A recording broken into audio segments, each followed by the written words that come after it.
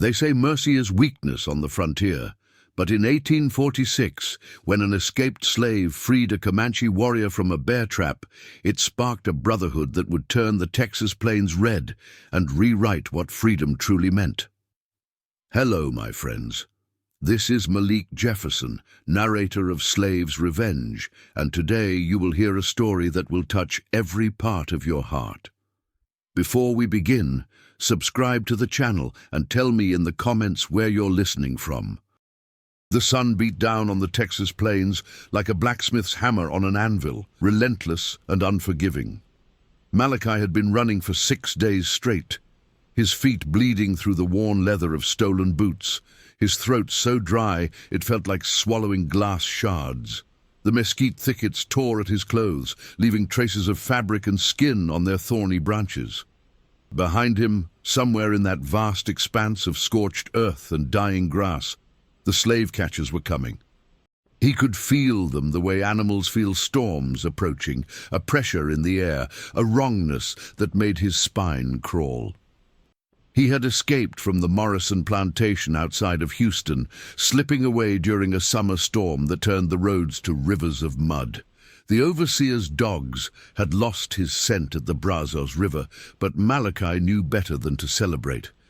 Men like Jacob Morrison didn't accept losses. They would send hunters, professionals who tracked human beings the way others hunted deer or wild hogs, men who got paid by the head. What are you thinking about this story? The landscape stretched endlessly before him, a sea of brown and yellow under a merciless blue sky. Sharing your thoughts. And let us know if you're enjoying this tale. Land that even the boldest settlers avoided unless they traveled in better content for you. Malachi had heard the stories whispered in the slave quarters at night, tales of warriors who could appear from nowhere, strike like lightning, and vanish before anyone could fire a shot.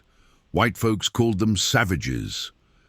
But Malachi had been called worse, and he knew that survival made everyone savage in its own way. His canteen had been empty since yesterday morning. The creek he'd been following had dried to nothing but cracked mud and scattered stones. Desperation drove him deeper into the wilderness, away from the trails where hunters might patrol. The mesquite grew thicker here, the branches forming a low canopy that provided blessed shade, but made walking treacherous. Every step required careful placement, every sound magnified in the oppressive silence. That's when he heard it, a low, guttural sound that was neither animal nor wind. Malachi froze, his hand instinctively reaching for the knife he'd stolen from the plantation's tool shed. The sound came again, a pained groan that seemed to emanate from somewhere ahead and to his left. Every instinct screamed at him to run, to put distance between himself and whatever was making that noise. But something else, something he couldn't quite name, pulled him forward. He moved through the mesquite with the practiced silence of someone who had learned to be invisible, pushing aside branches with infinite patience. The groaning grew louder, more desperate, and then he saw it.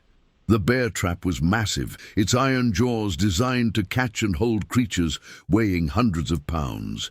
It had been cunningly placed near what looked like an old game trail, half hidden under scattered brush. But it wasn't a bear caught in those serrated teeth. It was a man. The warrior lay on his side, his right leg mangled where the trap had snapped shut just below the knee. Blood had pooled in the dirt around him, already turning black in the heat. His skin was bronze and gleaming with sweat, his long black hair matted with dust and leaves. He wore buckskin leggings and a vest decorated with intricate beadwork, though both were now torn and stained. Across his chest, still clutched in one hand, was a lance with feathers tied to its shaft. Malachi's first instinct was still to run. This was a Comanche warrior. He could tell from the distinctive patterns on the vest, the style of the moccasins, the very presence of the lance. These were the men who raided settlements, who fought the Texas Rangers to a standstill, who had held this land against waves of invasion for generations. White settlers lived in terror of them. And here was one, broken and bleeding, mere feet away, but Malachi didn't run. He stood there, hidden in the mesquite shadow, and looked at the warrior's face. The man's eyes were closed, his breathing shallow and rapid. His lips moved slightly, forming words in a language Malachi didn't understand. Prayers, perhaps, or curses, or simply the delirious mutterings of someone hovering between consciousness and oblivion. The warrior's free hand scrabbled weakly at the trap's mechanism, trying to pry it open. But he had lost too much blood, grown too weak. Malachi thought about the iron shackles he'd worn for 23 years. He thought about the auction block in New Orleans, where he'd been sold at age 12, separated from his mother and sisters, stripped naked and examined like livestock. He thought about the brand on his left shoulder, the letter M seared into his flesh with a red-hot iron to mark him as Morrison's property. He thought about the whippings, the hunger, the endless days in the cotton fields under a sun just like this one, where the only thing that kept you moving was the knowledge that stopping meant death. He looked at the trap. Iron jaws, cruel and efficient, designed to cage and kill. And he made his decision. Stepping out from the mesquite, Malachi approached slowly, hands visible and empty, except for the knife which he deliberately placed on the ground several feet away. The warrior's eyes snapped open at the sound of footsteps. They were dark brown, almost black, and filled with a complex mixture of pain, fury, and something that might have been resignation. His hand tightened on the lance, though he was clearly too weak to use it effectively. "Easy," Malachi said softly, knowing the words meant nothing but hoping the tone would convey his intentions. "Easy now. I'm not here to hurt you." The warrior's jaw clenched, and he said something in his own language, a harsh, guttural phrase that needed no translation. It was a challenge, a threat, perhaps even an invitation to finish what the trap had started. His pride wouldn't allow him to beg, even from an enemy. Malachi knelt beside the trap, examining its mechanism with the careful attention of someone who had spent years studying how things were built and how they could be broken. The trap was old but well-maintained, its springs still powerful, its teeth sharp. Opening it would require significant force applied at precisely the right points. More importantly, removing it too quickly could cause the warrior to bleed out in seconds. The trap's pressure was probably the only thing keeping him from dying already. "This is going to hurt," Malachi said, more to himself than to the warrior. "But I've got to get you out of this thing." He positioned himself carefully, gripping the trap's jaws with both hands. The metal was hot from the sun, almost burning his palms. The warrior watched him with those intense dark eyes, pain and suspicion warring across his features.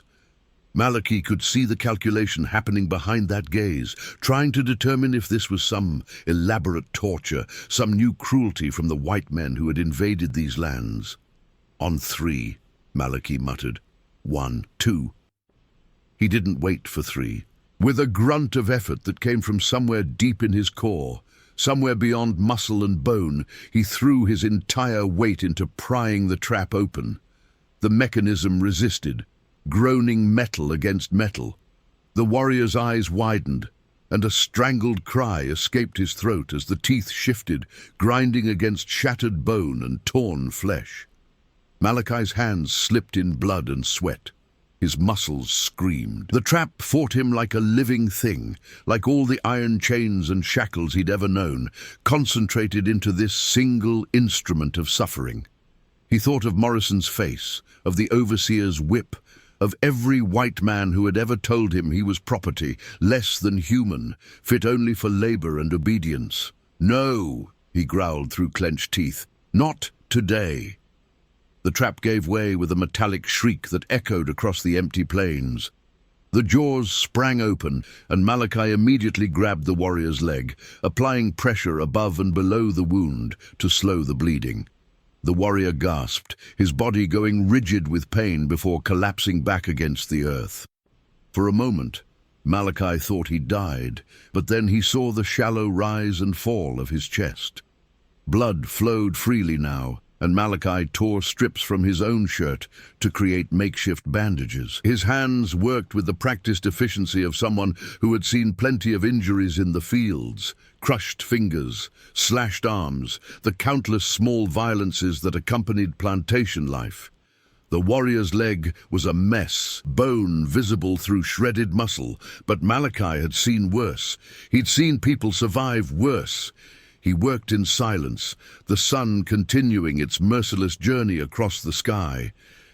When the bleeding had slowed to a manageable seep, he sat back on his heels and surveyed his handiwork.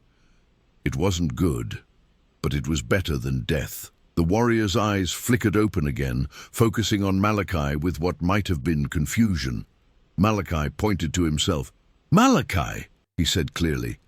The warrior stared at him for a long moment. Then, with obvious effort, he raised one hand and touched his own chest. "Tutsua Kwasibu," he said, his voice rough with pain. Seeing Malachi's incomprehension, he tried again, using what might have been a name given to him by traders or enemies. Red Hawk. They looked at each other, these two men from worlds that were supposed to be enemies, separated by language and culture, but united by something more fundamental. Both knew what it meant to be hunted. Both understood iron. Both recognized the expression in the other's eyes. Not gratitude, not exactly, but a kind of acknowledgement. A debt had been created, whether either of them wanted it or not. Malachi glanced at the sky, calculating time and distance. The slave catchers could be anywhere. This wounded warrior was a complication he couldn't afford, a liability that could get them both killed. The smart thing, the survival thing, would be to leave him here with water and wish him luck. But Malachi was tired of doing the smart thing, tired of survival, tired of being less than human in the eyes of anyone who could hold a gun or a whip. "Can you stand?" he asked, already knowing the answer but asking anyway. Red Hawk tried and failed, his ruined leg unable to bear any weight. He said something in his language, frustrated and angry, his hands clenching into fists. Malachi understood that anger intimately, the rage of someone whose body had betrayed them, whose strength had proven insufficient against iron and circumstance. "All right," Malachi said, making his decision. "All right then." He fashioned a crude travois from mesquite branches and strips of his remaining shirt, working quickly as the afternoon began its slow fade toward evening. Red Hawk watched him work, no longer trying to speak, conserving his strength. When Malachi finally lifted him onto the travois, as gently as possible, though it still drew a sharp hiss of pain, the warrior's hand shot out and gripped Malachi's wrist with surprising strength. Their eyes met. Red Hawk said something in his language, low and intense, filled with meaning that transcended words. Then he released Malachi's wrist and laid back, his lance clutched across his chest like a talisman. Malachi took up the travois straps and began to pull, heading deeper into the wilderness, away from settlements and slave catchers and the world of men who built traps for other living things. The sun was setting now, painting the sky in shades of red and gold that reminded him of fire, of forge-heated iron, of blood. He didn't know where he was going. He didn't know if Red Hawk would survive the night, or if the slave catchers would find them before morning, or if he had just made the biggest mistake of his life. But for the first time since running from the Morrison plantation, Malachi felt something other than fear. He felt purpose. He felt human. Behind them, the bear trap lay open in the dust, its iron jaws spread wide like a scream frozen in metal. Ahead, the wilderness waited, indifferent and vast. And between them, two men who should have been enemies began a journey that would change everything they thought they knew about freedom, mercy, and what it meant to be truly alive. The first stars appeared in the darkening sky as Malachi pulled the travois over rough ground, his muscles burning, his breath coming in ragged gasps. Red Hawk had lapsed into unconsciousness again, which was probably a mercy given the pain each jolt must be causing. Somewhere in the distance, a coyote howled, and the sound was answered by others, forming a chorus that was both eerie and strangely comforting. Malachi kept walking, kept pulling, kept moving forward, because that's what survivors did, that's what free men did, even if the whole world hadn't gotten the message yet. The canyon Malachi found just before midnight was a wound in the earth, a narrow cleft between two hills that would have been invisible to anyone who didn't know to look for it. A thin stream still flowed at its bottom, fed by some underground spring that hadn't yet surrendered to the drought. Mesquite and scrub oak clustered along its banks, providing cover from above. It wasn't perfect, but it was defensible, hidden, and most importantly, it had water. Getting Red Hawk down the canyon's sloping entrance nearly killed them both. The travois caught on rocks, threatened to tip over, forced Malachi to move in agonizingly slow increments, while his back screamed and his hands bled from the rope. The warrior regained consciousness halfway down and tried to help by using his lance as a brake, but the effort cost him dearly. By the time they reached the canyon floor, both men were gasping, covered in fresh blood and dirt, trembling with exhaustion. Malachi pulled the travois under an overhanging rock shelf that formed a natural shelter, then collapsed beside it, his chest heaving. For long minutes, neither man moved. The only sounds were their ragged breathing and the soft trickle of water over stone. Above them, a sliver of moon provided just enough light to see by, painting everything in shades of silver and shadow. When Malachi finally forced himself to move again, he crawled to the stream and drank deeply, the water so cold it made his teeth ache. Then he filled his canteen and brought it back to Red Hawk, supporting the warrior's head while he drank. Red Hawk's fever had spiked. Malachi could feel the heat radiating from his skin even before touching him. Infection was setting in, which meant they were racing against time now.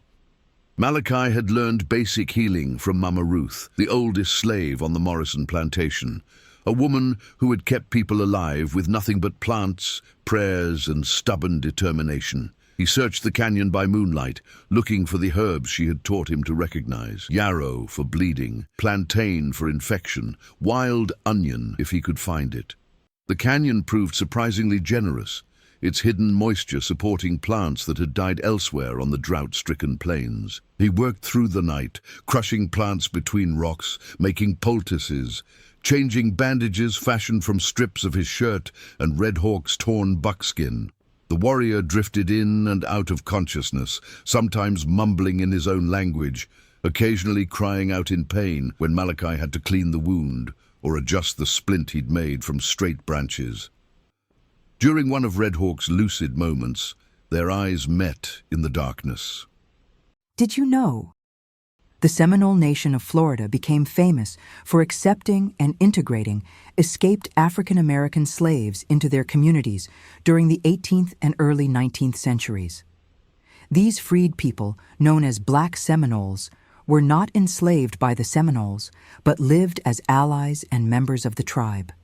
They established their own towns, maintained their own leadership, and fought alongside the Seminoles during the Seminole Wars, 1817 to 1858, against the U.S. government.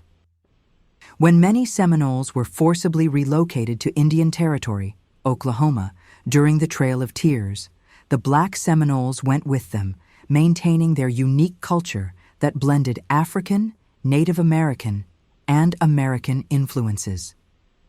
Their descendants still exist today in Oklahoma, Texas, and Mexico. The warrior said something, a question by the tone, and gestured weakly at Malachi, then at himself, then around at the canyon. Why? The question didn't need translation. Why would you save me? Why would you risk yourself for an enemy? Malachi sat back on his heels, wiping blood and plant pulp from his hands. How could he explain? How could he put into words the rage and grief of a lifetime spent in chains? How could he make this Comanche warrior understand that freeing him from that trap had been, in some fundamental way, freeing himself? Instead of speaking, knowing his words would be meaningless anyway, Malachi turned his back and pulled down the collar of his tattered shirt, exposing the brand on his left shoulder. The M was clearly visible even in the moonlight, a scar raised and ugly against his dark skin. He heard Red Hawk's sharp intake of breath. When Malachi turned back around, the warrior's expression had changed. The suspicion hadn't entirely disappeared, but it had been joined by something else. Recognition, perhaps. understanding that this man who had saved him knew something about iron and imprisonment that went beyond bear traps. Red Hawk reached up and pulled aside his own vest, revealing his chest. In the moonlight, Malachi could see scars there too. Not brands, but marks from what looked like ritual cutting, patterns that held meaning in ways Malachi couldn't decipher. But among them were other scars, the kind made by ropes and chains, the kind made by white men's restraints. The warrior spoke again, his voice rough with pain and fever, telling a story Malachi could only understand through tone and gesture. He pointed to himself, then made a motion like his hands were bound. He gestured to the west, toward Mexico perhaps, or toward some memory of captivity, his face contorted with remembered rage, remembered humiliation. Then he made a breaking motion with his hands, and his expression shifted to something fierce and proud. Malachi understood. Red Hawk had been captured once, bound, maybe even held as a prisoner or slave, and he had escaped. They were both escapees, both refugees from bondage.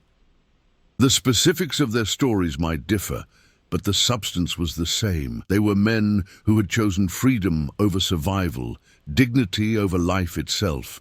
That unspoken understanding settled between them like a pact.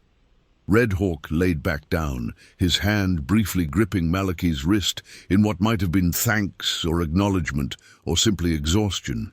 Within minutes, his breathing had evened out into the shallow rhythm of fever sleep. Malachi kept watch through the rest of the night, his body aching but his mind alert. Every sound made him tense, the scurry of small animals, the cry of night birds, the wind through the mesquite. He thought about the slave catchers, how far behind they might be, whether they had dogs. He thought about the Morrison plantation, about the other slaves he'd left behind, about whether any of them blamed him for running or envied his courage or simply wrote him off as dead already. He thought about his mother, sold away when he was 12, her face fading from memory no matter how hard he tried to hold onto it. He thought about his sister Sarah, who had died from fever at 15, her body buried in the slave cemetery behind the plantation, with nothing but a wooden cross to mark her passing. He thought about all the people he'd known who had simply disappeared. Some sold, some dead, some run away into a world that offered no mercy to people who looked like him. As dawn broke over the canyon rim, painting the rocks in shades of orange and pink, Malachi made a decision. He would keep Red Hawk alive. Not because he expected anything in return, not because he thought it would somehow balance the scales of justice or earn him some cosmic reward. He would do it because he could, because in a world designed to strip him of humanity, caring for another person, even a stranger, even an enemy, was an act of profound rebellion. The second day passed in a haze of heat and desperate care. Red Hawk's fever spiked higher, and Malachi had to keep him cool with wet cloths, force water down his throat drop by drop, change the poultices every few hours. The warrior thrashed in delirium, sometimes fighting Malachi's ministrations, other times lying so still he seemed already dead. Malachi talked to him constantly, knowing he couldn't understand the words, but hoping the sound of a human voice might anchor him to life.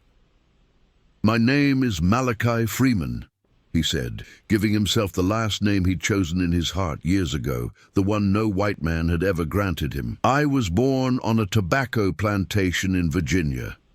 My mama named me Malachi because it means messenger of God, though I don't know if she meant messenger of hope or messenger of judgment."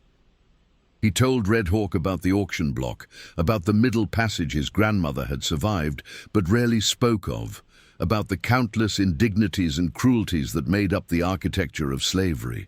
He told him about the time he'd tried to run at 16 and been caught after 3 days, the whipping that followed leaving scars on his back that he'd carry until he died.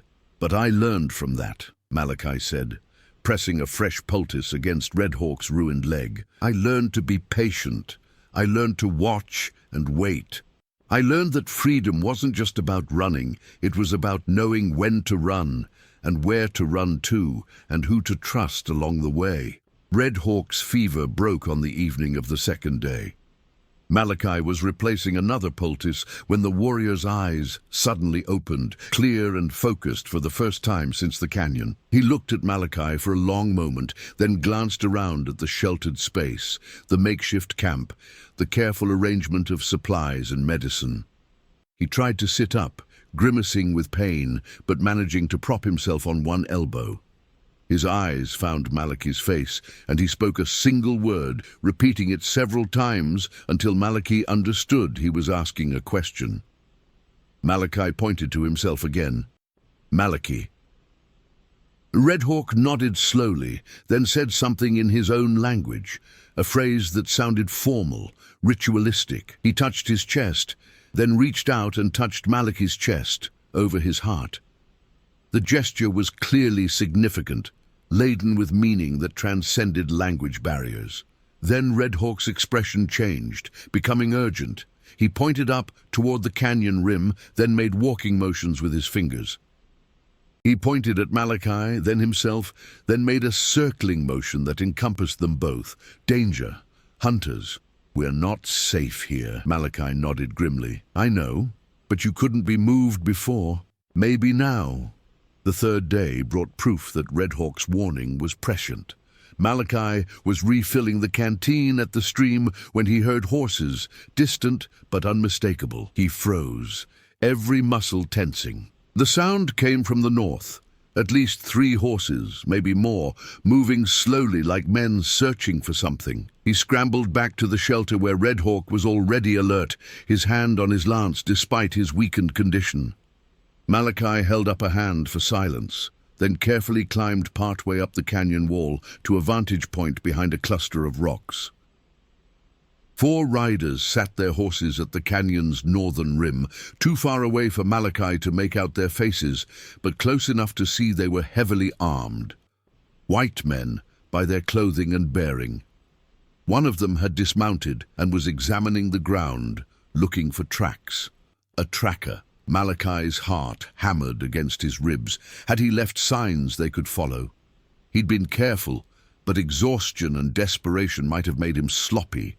The tracker crouched, touching the earth, clearly reading something in the dirt that Malachi couldn't see from this distance. The men conferred, their voices carrying as indistinct murmurs across the space.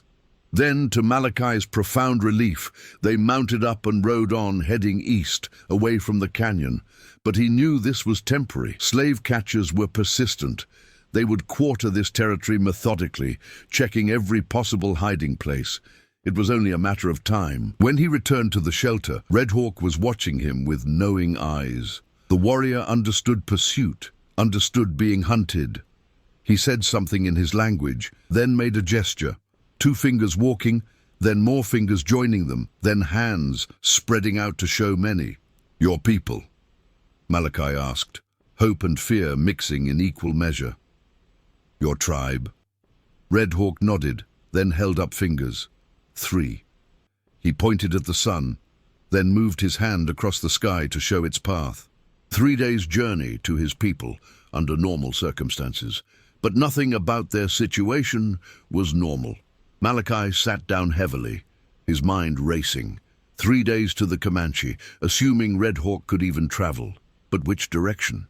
And would they welcome a black fugitive, or would they see him as just another enemy? Red Hawk seemed to read his thoughts. The warrior reached into a small pouch at his belt and withdrew something. A necklace made from bear claws strung on braided sinew. He held it up, letting it catch the light, then with clear deliberation, he placed it around Malachi's neck. Red Hawk spoke, a long stream of words in his language, his tone serious and ceremonial.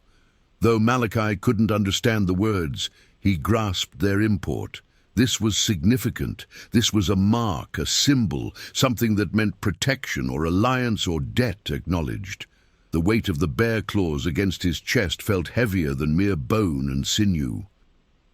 Thank you, Malachi said quietly, but we need to move. Those men will be back. Red Hawk nodded, already trying to pull himself up despite the obvious pain. Malachi helped him, fashioning a crutch from a sturdy branch and supporting the warrior's weight as they made their way slowly toward the canyon entrance. Every step was agony for Red Hawk. Malachi could see it in the tension of his jaw, the white-knuckled grip on the makeshift crutch. But the warrior didn't make a sound beyond sharp, controlled breathing. They traveled through the fourth day in careful stages, moving from cover to cover, avoiding open ground, stopping frequently for Red Hawk to rest. The warrior's knowledge of the land proved invaluable. He would point out game trails invisible to Malachi's eyes, indicate water sources, guide them away from areas where settlers or soldiers might patrol. During their rest stops, they began to communicate more effectively. Red Hawk would point at things and speak their names in his language, Tukutsupu for mesquite, Pia for water, Nuku for sun. Malachi would repeat the words, his tongue struggling with the unfamiliar sounds, and in return teach Red Hawk English words.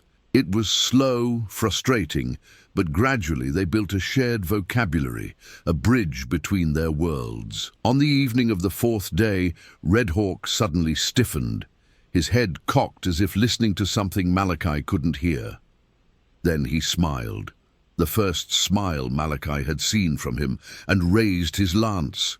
He called out something, a ululating cry that echoed across the darkening plains. For several long moments, nothing happened. Then, like ghosts materializing from the gathering dusk, horsemen appeared. There were 6 of them, Comanche warriors astride painted horses, moving with a fluid grace that made Malachi catch his breath. They surrounded Malachi and Red Hawk in seconds, lances and rifles trained on them, their faces hard and suspicious. Red Hawk spoke rapidly in his language, gesturing at Malachi, touching the bear claw necklace around Malachi's neck, pointing at his own injured leg. The other warriors listened intently, their expressions gradually shifting from hostility to something more complex: surprise, respect, curiosity. One of them, an older warrior with grey streaking his long hair, dismounted and approached. He examined Red Hawk's leg with practiced efficiency, then turned his attention to Malachi.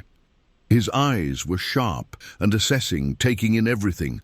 The brand on Malachi's shoulder visible through his torn shirt, the exhaustion in his face, the way he stood protectively near Red Hawk, despite being outnumbered and outarmed. The older warrior spoke to Red Hawk, a question by his tone. Red Hawk answered at length, and Malachi caught his own name, Malachi, repeated several times. The older warrior's eyebrows rose. He stepped closer to Malachi, studying him with an intensity that was neither threatening nor friendly, simply thorough. Then he said something in heavily accented but understandable English. "You saved Tutsu Akwasibu. Why?" Malachi met his eyes steadily. "Because I know what it's like to be trapped. Because I could. Because it was right." The older warrior translated this for the others. There was a long silence, filled with significance Malachi couldn't entirely pass. Then the older warrior reached out and touched the bear claw necklace, his finger tracing one of the claws thoughtfully. "He give this. Mean you, brother, now? Mean we not kill you?" He smiled, showing teeth filed to points. "Today." 2 of the warriors helped Red Hawk onto a horse, supporting him carefully. Another offered Malachi a hand up onto his own mount. As they rode into the darkness, heading south and west toward whatever awaited them, Malachi felt the bear claws swinging against his chest with every movement of the horse. Behind them, somewhere in the vast Texas night, the slave catchers were still searching. But ahead, for the first time in Malachi's life, there might be something other than chains and running. There might be something like choice, something like freedom. Red Hawk caught his eye and nodded once, a gesture of acknowledgement and respect. Malachi nodded back, and they rode on into the unknown together, 2 men who had met between death and mercy and found something neither had expected. The possibility of becoming something more than what the world had tried to make them. The Comanche camp materialized from the landscape like a mirage becoming solid. Malachi had been riding for hours, his body swaying with exhaustion, barely conscious of the painted horses moving around him, or the warriors who watched him with expressions ranging from curiosity to suspicion. When they crested a final rise and the camp spread out below them in a shallow valley, he thought at first it was another fever dream, another trick of his overtaxed mind. But the sounds were too real. Children laughing, dogs barking, women calling to each other in that fluid, musical language. The smells were too vivid. Cooking fires, curing hides, horses and humanity living in close quarters. The camp consisted of perhaps 40 tipis, arranged in loose clusters, hide structures painted with symbols and scenes Malachi couldn't interpret. Smoke rose from cooking fires into the pre-dawn sky. Horses grazed in a makeshift corral guarded by young boys who looked up at the approaching riders with wide, interested eyes. The warriors who had found them called out as they entered the camp, and people emerged from teepees, gathering to see what the commotion was about. Malachi felt dozens of eyes on him, curious, suspicious, confused. He imagined how he must look. A black man riding with Comanche warriors, wearing a bear claw necklace, covered in dirt and blood, both his own and Red Hawk's, his clothes hanging in tatters. They stopped in the center of the camp, near the largest tipi, which Malachi assumed belonged to someone important. The older warrior who spoke English, Malachi had learned during the ride that his name was something that translated roughly as Grey Wolf, helped Red Hawk down from his horse with surprising gentleness. A woman rushed forward, her face contorted with worry and relief, speaking rapidly in a voice pitched high with emotion. Red Hawk's mother, Malachi guessed. Or perhaps his wife. Grey Wolf gestured for Malachi to dismount. When his feet hit the ground, his legs nearly buckled from exhaustion. He'd been running, hiding, or riding for days, with minimal food and little sleep. Only adrenaline and sheer stubbornness had kept him upright this long. "You wait," Grey Wolf said, pointing to a spot near the teepee. "Chief come. He decide what do with you." Malachi nodded, too tired to argue, too numb to care much about whatever decision awaited him. He sat down heavily, his back against a pile of firewood, and watched as the camp bustled around him. Children peered at him from behind their mothers' skirts. Warriors stood in small groups, discussing him in their language, their hands moving in emphatic gestures. Women went about their work, but kept glancing his way, their expressions unreadable. Red Hawk was being tended to by several women, including the one who had rushed to him first. They cut away his makeshift bandages, examined Malachi's work with what seemed like professional interest, then began applying their own treatments, pastes and poultices that smelled of sage and other herbs Malachi didn't recognize. Despite the pain this must have been causing, Red Hawk kept looking over at Malachi, as if afraid he might disappear or be harmed. The sun had fully risen when a man emerged from the large teepee. He was perhaps 50 years old, his face weathered and scarred, his bearing radiating authority that needed no announcement. He wore a magnificent headdress decorated with eagle feathers and painted leather. Every eye in the camp turned toward him, and conversations quieted. This was the chief, clearly. He walked slowly to where Red Hawk lay being tended, spoke with him at length, occasionally glancing toward Malachi with an expression that revealed nothing. Red Hawk answered earnestly, gesturing at Malachi several times, touching the bear claw necklace Malachi still wore, pointing to his injured leg. Finally, the chief approached Malachi. Grey Wolf followed, clearly designated as translator. The chief studied Malachi with eyes that seemed to look through flesh and bone to something deeper. When he finally spoke, his voice was surprisingly quiet, almost gentle. Grey Wolf translated, "Chief Running Bear ask, why you run from your people?"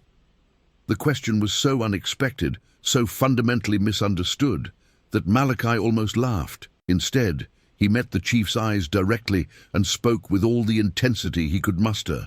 "The white men aren't my people. They stole my ancestors from across the ocean, brought them here in chains, sold them like horses. I was born a slave, property, not a person.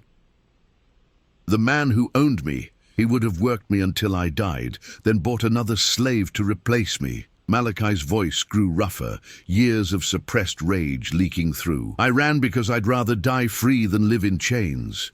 I ran because every moment of my life I had to pretend to be something less than human. I ran because I'm tired of being owned. Grey Wolf translated, and Malachi watched understanding dawn in the chief's eyes. Running Bear nodded slowly, then spoke again. He say, Grey Wolf translated, he understand. White men try make us slaves too. Take our land, kill our buffalo, put us in small place they call reservation, like animals in trap. We fight, many die, but we stay free. He paused, then added something that might have been his own interpretation. He say maybe you and Comanche not so different. Running Bear said something else, gesturing at the bear claw necklace. Red Hawk give you this, Grey Wolf translated. This is sacred. Made from bear he kill in his manhood trial, when he become warrior. He give you this, he say you are brother. We respect this. You stay with us under his protection. But white men come looking for you, bring soldiers. This make problem for all of us. Malachi nodded, understanding the reality of their situation. I know. I don't want to bring danger to your people. When I'm strong enough, I'll move on. But I'm grateful for any help you can give. This was translated, and Running Bear smiled slightly, the first softening of his stern expression. He spoke again, and this time there was something almost amused in his tone. He say you already bring danger, but maybe you worth it. Red Hawk is his nephew, his sister's son, very important warrior, very good fighter. You save his life, give him back to us. This is big debt. While you here, you are guest. We protect you like our own. The chief touched Malachi's shoulder briefly, a gesture that seemed to carry weight, then returned to his teepee. The tension that had gripped the camp eased noticeably. Warriors went back to their business, though many still cast curious glances at Malachi.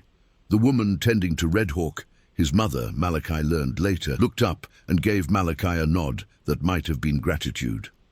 Over the following days, Malachi learned what it meant to be a guest in the Comanche camp. He was given a small shelter near Red Hawk's family teepee, along with blankets, food, and clothes more suitable than his tattered plantation rags. The children lost their shyness and began approaching him with questions he couldn't understand and gifts of small stones or interesting bugs. The women brought him food and taught him words in their language, giggling at his pronunciation but patient with his efforts. Red Hawk's recovery was faster than Malachi had dared hope. The Comanche had medicine men and medicine women whose knowledge far exceeded anything Malachi had learned from Mama Ruth. They used poultices that reduced infection, teas that fought fever, and techniques for setting bone that seemed almost miraculous. Within a week, Red Hawk was sitting up. Within 2 weeks, he could hobble around with a crutch. His leg would never be the same. He would always walk with a limp, always need support. But he would walk.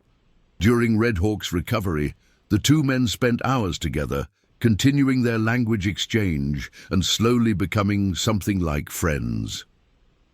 Red Hawk taught Malachi about Comanche culture, about their complex system of honor and obligation, about their relationship with the land and the animals that shared it. Malachi told Red Hawk about slavery, about the auction blocks and the plantations, about the Underground Railroad he'd heard whispered about but never found, about the desperate dream of freedom that sustained people even when everything else had been stripped away. "White men strange," Red Hawk said one evening, his English improving daily. "They own land." How own land? Land belonged to Creator, to all people. They own people. How own people? People, not horses, not buffalo. People are... He struggled for the word, then gave up and said something in Comanche that Grey Wolf later translated as sacred mystery. "I know," Malachi agreed. "But they do it anyway. They tell themselves stories, that black people aren't really human. or that we're cursed by God, or that we're better off as slaves than free, whatever lies they need to tell themselves to sleep at night. Red Hawk was quiet for a moment, then asked, "Your God, Christian God, he say this okay?" Malachi had wrestled with this question his entire life. The white preachers say so. They quote Bible verses about slaves obeying masters, about the mark of Cain, about all sorts of things. But I don't think they know God any better than anyone else. Mama used to say God didn't make slavery. Men did that all on their own. God just gave us the strength to survive it. Ma. It was during these conversations that Malachi began to understand the complexity of the world he'd stumbled into. The Comanche weren't savages, as white settlers claimed. They had their own sophisticated culture, their own laws and customs, their own concepts of right and wrong that didn't always align with either white or black American values, but made perfect sense within their own framework. They also weren't saints. They raided settlements, took captives, fought ruthlessly against anyone who threatened their way of life. But they did these things as free people, defending their land and culture, not as property following orders. The distinction mattered to Malachi in ways he couldn't fully articulate. The warning came on a warm afternoon, 3 weeks after Malachi's arrival. Scouts rode into camp at full gallop, their horses lathered and their faces grim. They spoke urgently with Running Bear, gesturing toward the east, toward the settled lands Malachi had fled. Grey Wolf found Malachi helping Red Hawk practice walking without his crutch and delivered the news with characteristic bluntness. "Soldiers come, rangers, maybe 15, 20 men. They track runaway slaves but also look for Comanche raiders to punish. They come this way." Malachi's stomach dropped. "They're looking for me. Maybe you. Maybe just looking for any of us to kill." "Rangers don't care much about difference." Grey Wolf spat into the dust. "They see Comanche, they shoot. White men always shoot first, ask questions to corpses." Red Hawk gripped Malachi's arm, speaking rapidly in Comanche. Grey Wolf translated, "He say you saved his life, now he save yours. We fight together or run together, but we do together." "I can't ask you to fight the Rangers because of me," Malachi protested. "I'll leave, head south toward Mexico, lead them away from you." This was translated, and Red Hawk's response was immediate and emphatic. Grey Wolf almost smiled as he translated, "He say you very stupid sometimes. You think you get half-day through Texas alone without being caught? You think Rangers just forget about us if you leave? No, we already decided. Running Bear say we move camp, head to winter grounds early. Scouts watch Rangers, we stay ahead. Maybe they give up, maybe they don't. Either way, we not give you to them." To the camp mobilized with impressive efficiency. Within hours, teepees were taken down and packed onto travois. Horses were gathered, children and elders were situated for travel. Malachi tried to help but mostly stayed out of the way, awed by how quickly the Comanche could transform from a settled camp to a mobile community. They moved south and west, traveling through the night, guided by warriors who knew every rock and ravine of this land. Malachi rode beside Red Hawk, who despite his injury insisted on riding rather than being pulled on a travois. Behind them, scouts reported the Rangers' progress, persistent but not gaining ground. On the second day of their flight, one of the scouts brought disturbing news. The Rangers had been joined by slave catchers, a group of 5 men led by someone the scout described with disgust. When Grey Wolf translated the description, a tall man with a scar across his face, riding a black horse, carrying a whip coiled at his saddle, Malachi felt his blood run cold. "Jacob Morrison," he whispered. "The plantation owner. He's come himself." Red Hawk looked at him sharply, understanding the significance even without full translation. "This man, he own you." He thought he did. He thought he owned a piece of paper that said he could buy and sell me like livestock. Malachi's hands clenched into fists. "He's come all this way. He must want to make an example of me, show other slaves what happens when you run." That night, as the camp made cold camp in a hidden canyon, Running Bear called a council. The warriors gathered around a small, carefully shielded fire while Malachi waited nervously nearby. Red Hawk insisted he be allowed to attend despite not being fully healed, and the chief agreed. Grey Wolf translated the discussion for Malachi's benefit. The debate was intense. Some warriors argued they should simply give Malachi up to avoid bringing the full weight of the Rangers and the U.S. Army down on their heads.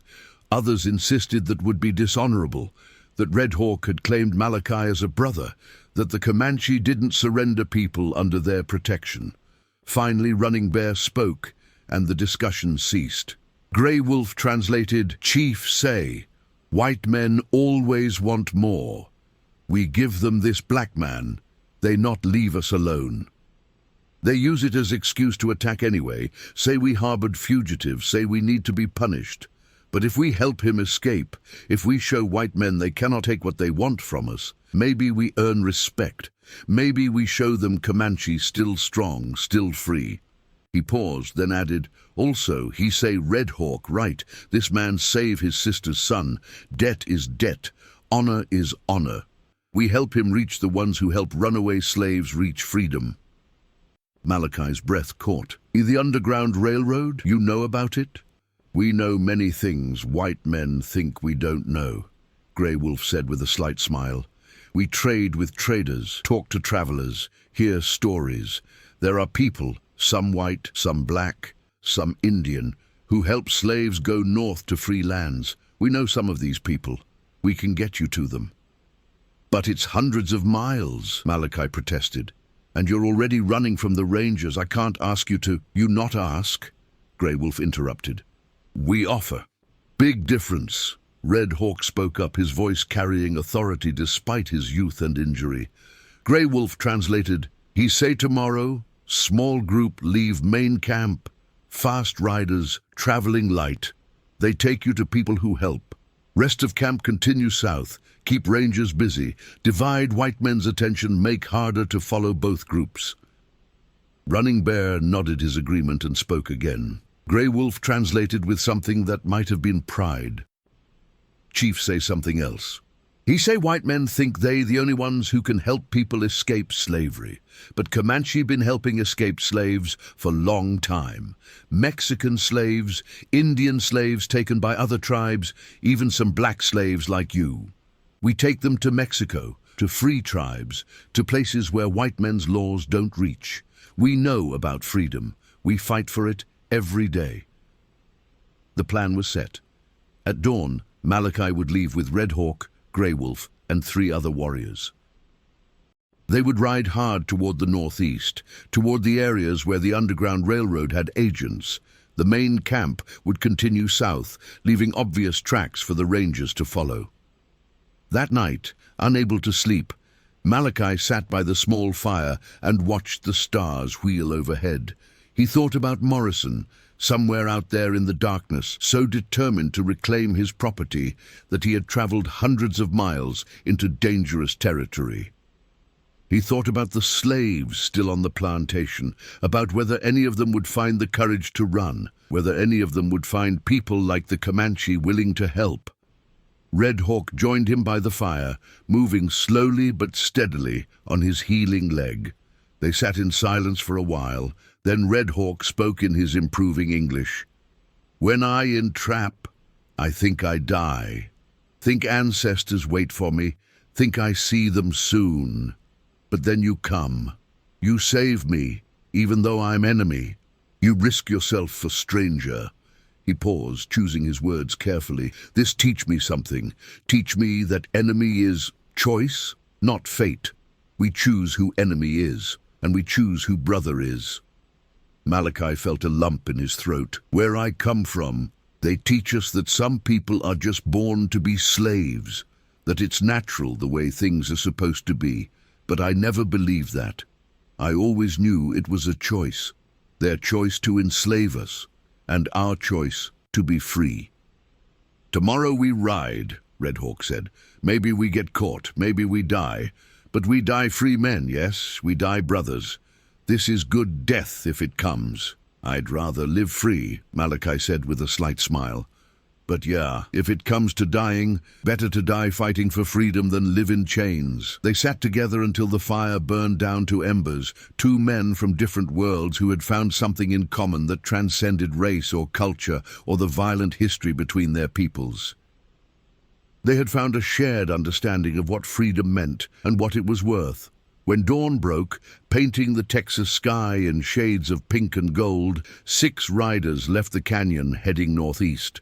Behind them, the main Comanche camp broke up and headed south, leaving obvious signs for the rangers to follow. Behind them, further still, somewhere in that vast landscape, Morrison and his slave catchers were coming, driven by greed and pride and the sick certainty that some human beings existed only to serve others. But ahead, there was possibility. Ahead, there were people who believed in freedom, who risked everything to help others claim it. Ahead, there was a chance, slim but real, that Malachi might reach a place where being born black didn't mean being born into bondage. As they rode, Malachi touched the bear-claw necklace at his throat, feeling its weight and significance. He glanced at Red Hawk riding beside him, favoring his injured leg, but sitting tall in the saddle, and felt something he had rarely experienced in his life: hope. They rode east into the rising sun, into unknown territory, into danger and possibility, and the chance for something better. And for the first time in his life, Malachi Freeman wasn't running alone. The riders pushed hard through the hill country, moving through landscapes that shifted from scrubland to oak forests, across creeks running low from drought, past abandoned homesteads where dreams had died under the harsh Texas sun. Grey Wolf led them with the confidence of someone who had traveled these lands for decades, knowing where to find water, where to rest the horses, where white settlements ended and neutral ground began. They traveled mostly at night to avoid detection, sleeping in hidden camps during the day. Red Hawk's leg held up better than Malachi had feared, though he could see the warrior gritting his teeth against pain during the longer stretches of riding. The other 3 warriors, young men named Swift Arrow, 2 Knives, and a fierce fighter called Stands Alone, who barely spoke even in Comanche, kept constant watch, rotating guard duty with military precision.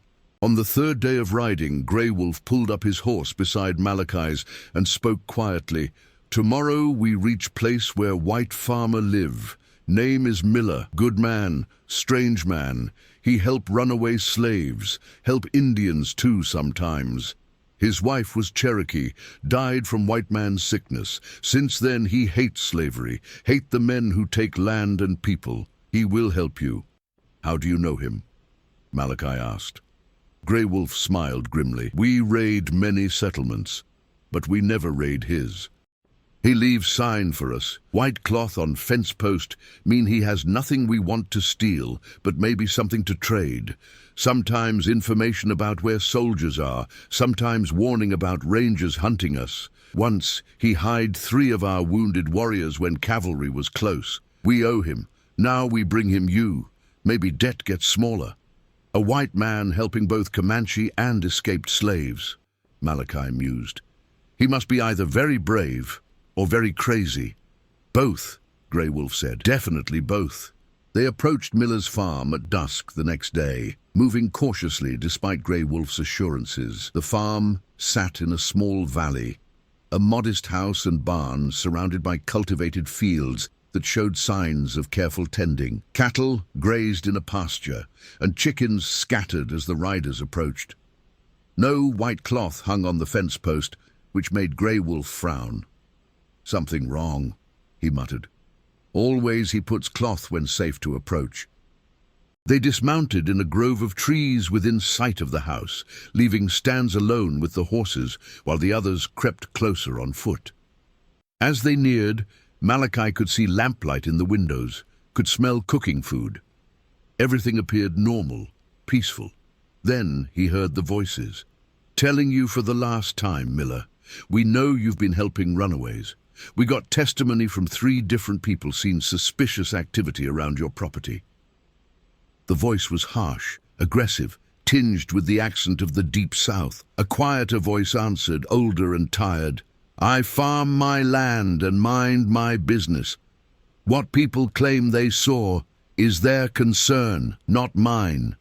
That's about to change. We got legal authority to search this property, and that's what we're gonna do." Grey Wolf looked at Malachi, his expression grim. "Slave catchers, maybe looking for you specifically, maybe just searching for any runaways. Either way, bad timing." They watched from the shadows as 3 men emerged from the house, dragging with them an older white man, Miller, Malachi assumed, whose face was bruised and bloodied. Behind them came 2 more men, leading a black woman and a young boy, both in chains. The woman's dress was torn, her face defiant despite obvious fear. The boy couldn't have been more than 10 years old. "Found these 2 hiding in your root cellar," one of the men said, shoving Miller roughly. "Now you're going to tell us you didn't know they were there?" "This is my property," Miller said, his voice steady despite the blood running from his split lip. "I have a right to decide who stays on it." The largest of the slave catchers, a man with a thick beard and a scar running down his cheek, backhanded Miller across the face. "You got no rights when it comes to harboring stolen property. These 2 belong to the Hendricks plantation in Louisiana. We're taking them back, and you're going to pay a fine that'll probably cost you this farm." Red Hawk touched Malachi's arm, speaking rapidly in Comanche. Grey Wolf translated in a whisper, "He say we should help. 5 men only. We are 6. Good odds." "They'll kill Miller if we attack," Malachi whispered back, "and those 2 people in chains. So what you want to do?" Grey Wolf asked. "Watch? Let them take everyone? This not our problem, but Red Hawk say it is now. He say man who helps slaves is friend, and Comanche help friends." Malachi's mind raced. 5 armed men, probably experienced fighters, a hostage situation with civilians in immediate danger. No good options, only terrible choices with varying degrees of risk. Then he saw movement in the barn, a flash of dark skin, quickly concealed. Someone else was hiding there, watching, waiting. "How many people does Miller usually help at a time?" Malachi asked. Grey Wolf shrugged. "Sometimes 1, sometimes more. Why? Because there's someone in that barn. Maybe more than 1. If we can create a distraction, give them a chance to get weapons or run." The plan formed quickly, whispered between the warriors. Swift Arrow and 2 knives would circle around to the barn, free whoever was hiding there, try to arm them if possible. Grey Wolf, Red Hawk and Malachi would create a distraction from this side, draw the slave catchers' attention. Stands alone would stay with the horses, ready for a fast escape. They moved into position as the slave catchers were securing the woman and boy in a wagon. Miller sat on the ground, his hands bound behind him, blood dripping onto his shirt. The largest slave catcher, the leader clearly, was going through Miller's house, probably looking for valuables to steal. "Now," Grey Wolf whispered. Red Hawk raised his rifle and fired a shot into the air. The explosive sound shattered the evening quiet, and every slave catcher spun toward the tree line. Before they could react further, Grey Wolf shouted in English, "We are Comanche. You are on our land. Leave now or die." It was a bluff. This wasn't technically Comanche land anymore, having been claimed by white settlement, but the slave catchers didn't know that. The terror of the Comanche name was enough to make them reach for weapons, their eyes scanning the darkening tree line for attackers. The leader burst from the house, a rifle in his hands. "Show yourselves, you red devils. We got legal business here." Another shot, this time from 2 knives positioned near the barn, and one of the slave catchers went down, clutching his leg and screaming. The others dove for cover behind the wagon, using the chained woman and boy as human shields. "Cowards!" Grey Wolf shouted. "Warriors fight warriors, not hide behind women and children." The barn doors burst open and 4 people emerged, 3 black men and a woman, all carrying tools that had been hastily weaponized. Pitchforks, axes, a sledgehammer. They charged the wagon while the slave catchers were focused on the tree line, and chaos erupted. Malachi broke from cover, running low and fast toward Miller. A bullet whizzed past his head, so close he felt the air displacement. He didn't slow down. Red Hawk was right behind him, limping but moving with determined speed, providing covering fire with his rifle. Malachi reached Miller and began sawing through the ropes, binding his hands with the knife he'd taken from the plantation months ago. "The people in your barn," he gasped. "Are they fighters?" "Two of them are," Miller said, his voice tight with pain. "Former soldiers, both of them. The others are just families trying to reach freedom." Another shot rang out, and Malachi heard a scream.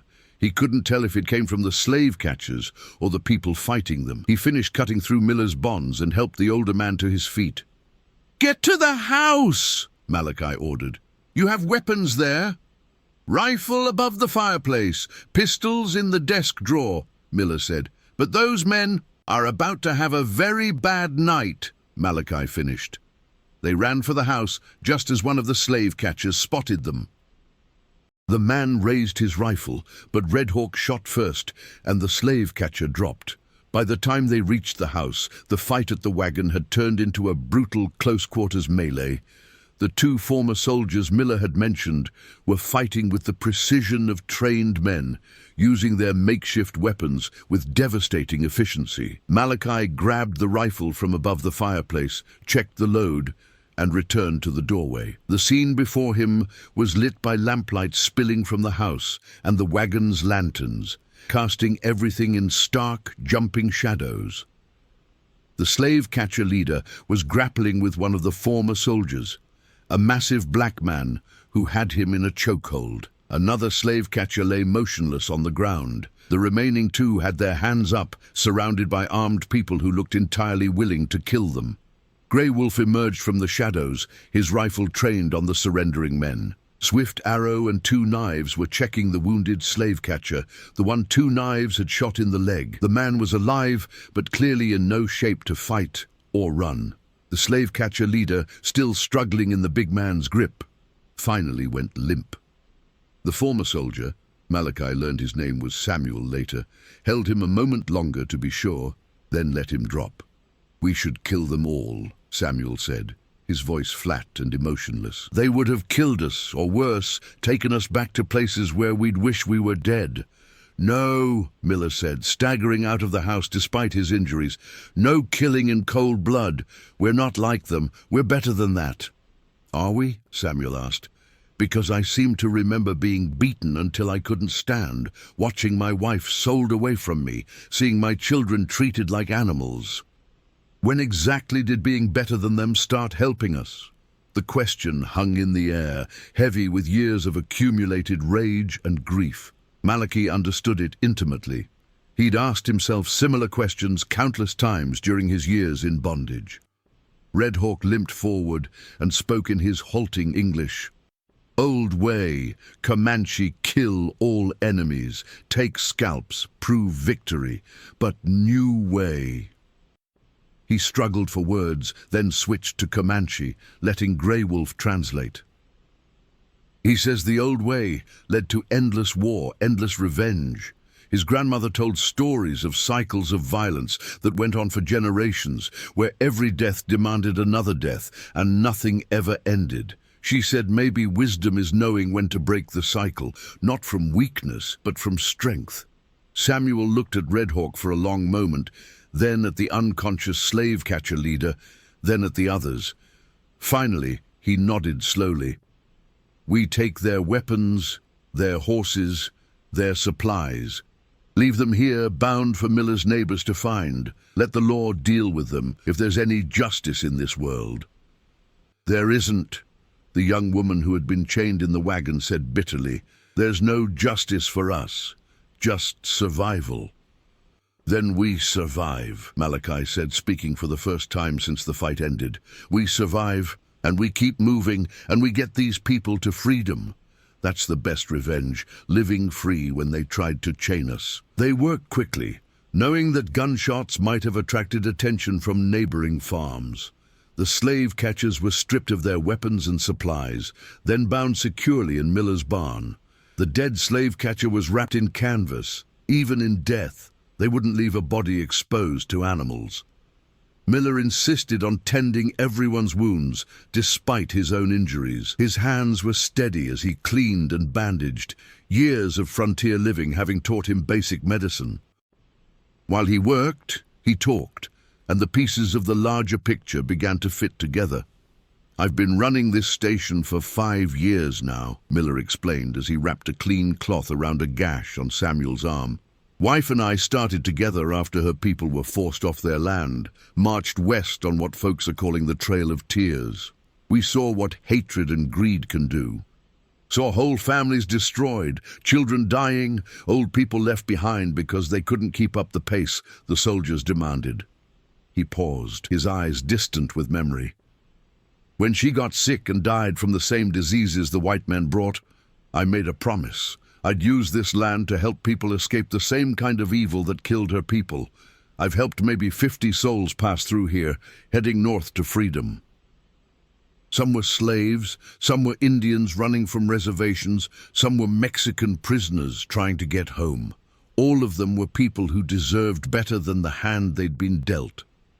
"You risk everything," the young woman, her name was Sarah, Malachi learned, said quietly. "Why?" Miller smiled, wincing as the expression pulled at his split lip. "Because I can. Because someone has to. Because the world doesn't get better unless people make it better.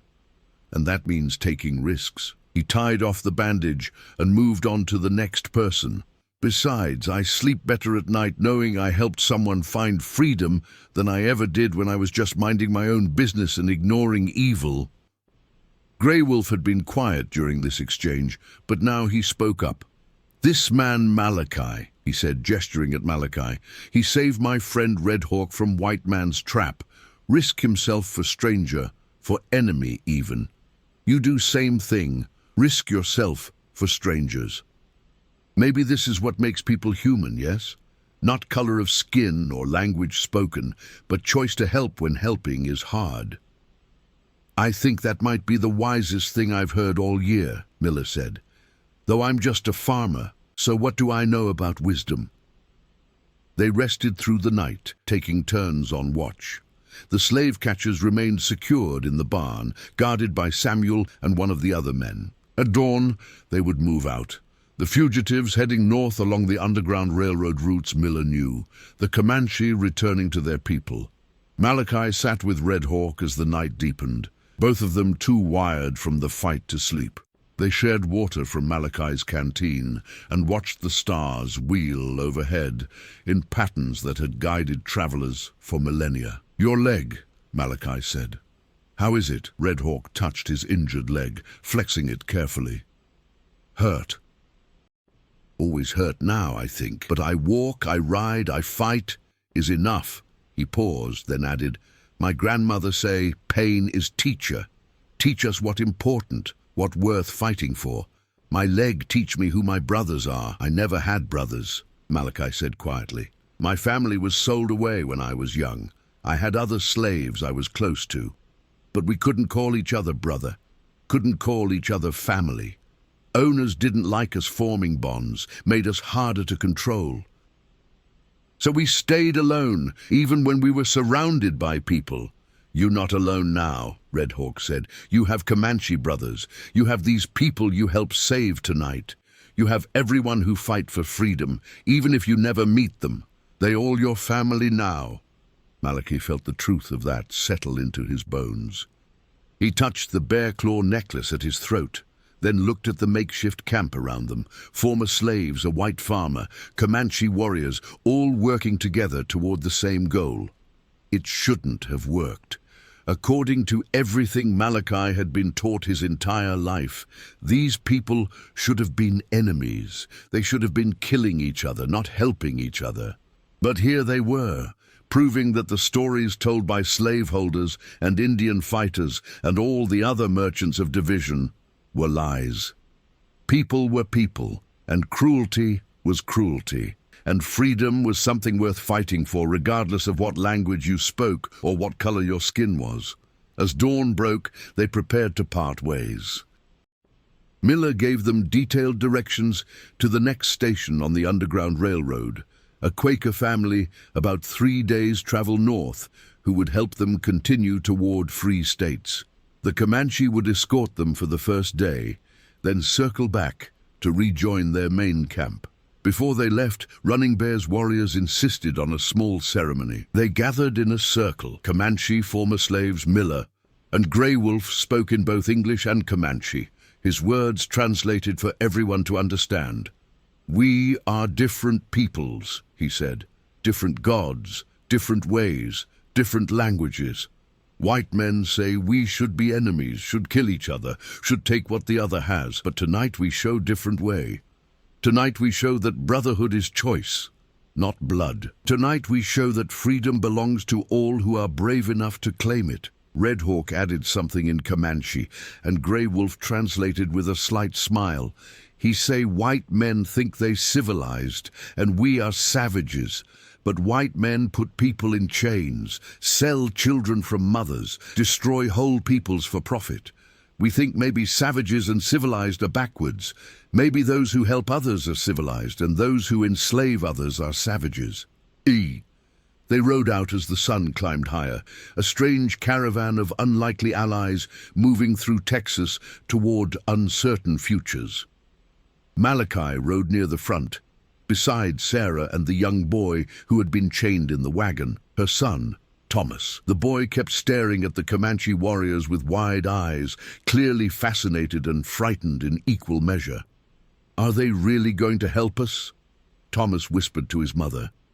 Sarah looked at Red Hawk riding nearby, at Grey Wolf leading the way with the confidence of someone who knew every rock and tree, at the other warriors maintaining careful watch on their surroundings.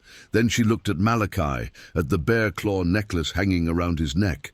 "Yes," she said firmly, "yes, they are, because that's what good people do, no matter where they come from." Thomas seemed to consider this, then nodded solemnly. "Mama, when we get to freedom, can I learn to ride a horse like they do?" Sarah laughed, the sound bright and unexpected after so much tension and fear. "Baby, when we get to freedom, you can learn whatever you want. That's what freedom means." They traveled through the day, moving carefully through territory that was claimed by white settlers, but still contested by Comanche and other tribes. At midday, they stopped to rest near a creek that still held water, letting the horses drink and the people stretch their legs. Malachi found himself standing beside Samuel, the former soldier who had almost killed the slave-catcher leader. The big man was quiet, watching the horizon with the careful attention of someone who had learned not to trust peace. "You were really a soldier?" Malachi asked. Samuel nodded. "Served in the army, if you can believe it. They took slaves as soldiers sometimes, promised freedom if we fought well. I fought in the Seminole Wars in Florida, saw action against Indians who wouldn't surrender their land. Ironic, isn't it? A slave fighting to help take land from free people. Did they give you the freedom they promised?" Samuel's laugh was bitter. "What do you think? Soon as the war was over, my commanding officer sold me back into slavery. Said the promise wasn't in writing, said I'd misunderstood, said a lot of lies to justify theft. I'd earned my freedom in blood and they stole it anyway. So you ran." "So I ran. Took my wife and children with me. We were together for almost a year, made it almost to Ohio." His voice cracked slightly. "Then the catchers got us, separated us. Sold my wife to a plantation in Georgia, my daughters to different buyers. I only got away because Miller hid me when the catchers came through. Been working with him ever since, helping others escape what I couldn't." Malachi didn't know what to say. His own story was tragic enough, but to have tasted freedom, to have earned it through service and blood, only to have it stolen away, and then to lose your family on top of it. The cruelty was almost incomprehensible. "I'm going to find them," Samuel said quietly, his eyes still on the horizon. "Every person I help escape, I ask if they've heard of a woman named Mary and 2 girls named Grace and Hope. Someday, someone will know where they are. And when I find them, we'll be together in freedom. That's the promise I made myself, and I'll die before I break it." Red Hawk approached them, moving slowly on his injured leg. He said something in Comanche, then tried in English. "Your fight in war was brave." Samuel nodded. "I was a good soldier. Followed orders, fought hard, kept my men alive when I could." Red Hawk spoke again, and Grey Wolf translated from nearby. He says warriors recognize other warriors, even across different peoples. He says you fought tonight with honor, even though you were angry. This is sign of true warrior, to be strong enough to choose mercy when killing would be easier. Samuel looked at Red Hawk for a long moment, then slowly extended his hand. Did you know? The Comanche, despite their fierce reputation as warriors who resisted American expansion, played a complex role in the story of escaped slaves in Texas. During the 1830s, 1850s, some Comanche bands would capture or accept escaped African American slaves into their communities, particularly those fleeing from Texas plantations. However, the Comanche also engaged in a pragmatic trade economy. They sometimes traded captured slaves, both black and white captives, to Mexican traders or back to American settlers for horses, weapons, and goods. Yet there are documented cases where individual Comanche warriors formed genuine bonds with escaped slaves, similar to the story told here. The Comanche's vast territory in the Great Plains created a buffer zone that was extremely dangerous for slave catchers to enter, inadvertently making Comancheria, Comanche territory, a barrier that some fugitives used to their advantage when fleeing toward Mexico, where slavery had been abolished in 1829. This made the route through Texas to Mexico one of the lesser-known branches of the Underground Railroad, though far more dangerous than the northern routes. Red Hawk gripped it in the warrior's forearm clasp, and something passed between them, a recognition of shared experience, shared pain, shared strength. They continued north through the afternoon, and as the sun began its descent toward the horizon, Grey Wolf called a halt. They had reached the point where the Comanche would turn back. "From here," Grey Wolf said, pointing north, "you follow creek 3 hours, maybe 4. Look for big oak tree with white blaze mark. That is where Quaker family lives. Tell them Miller sent you. Use his name, they will help." The fugitives and the Comanche stood facing each other, an unlikely assembly that would have seemed impossible just weeks ago. Malachi stepped forward, looking at Red Hawk, at Grey Wolf, at the other warriors who had risked themselves for strangers. "I don't have the words," Malachi said, his voice rough with emotion. "You saved my life. Then you helped save theirs. You risked everything for people who weren't your responsibility. I'll never forget that." Red Hawk gripped Malachi's shoulders, looking him in the eye. He spoke in Comanche, a long stream of words filled with intensity and emotion. Grey Wolf translated, he says, "When you were free from your trap, you could have run. Instead, you freed another man from his trap. This shows your soul is free even when your body was slave.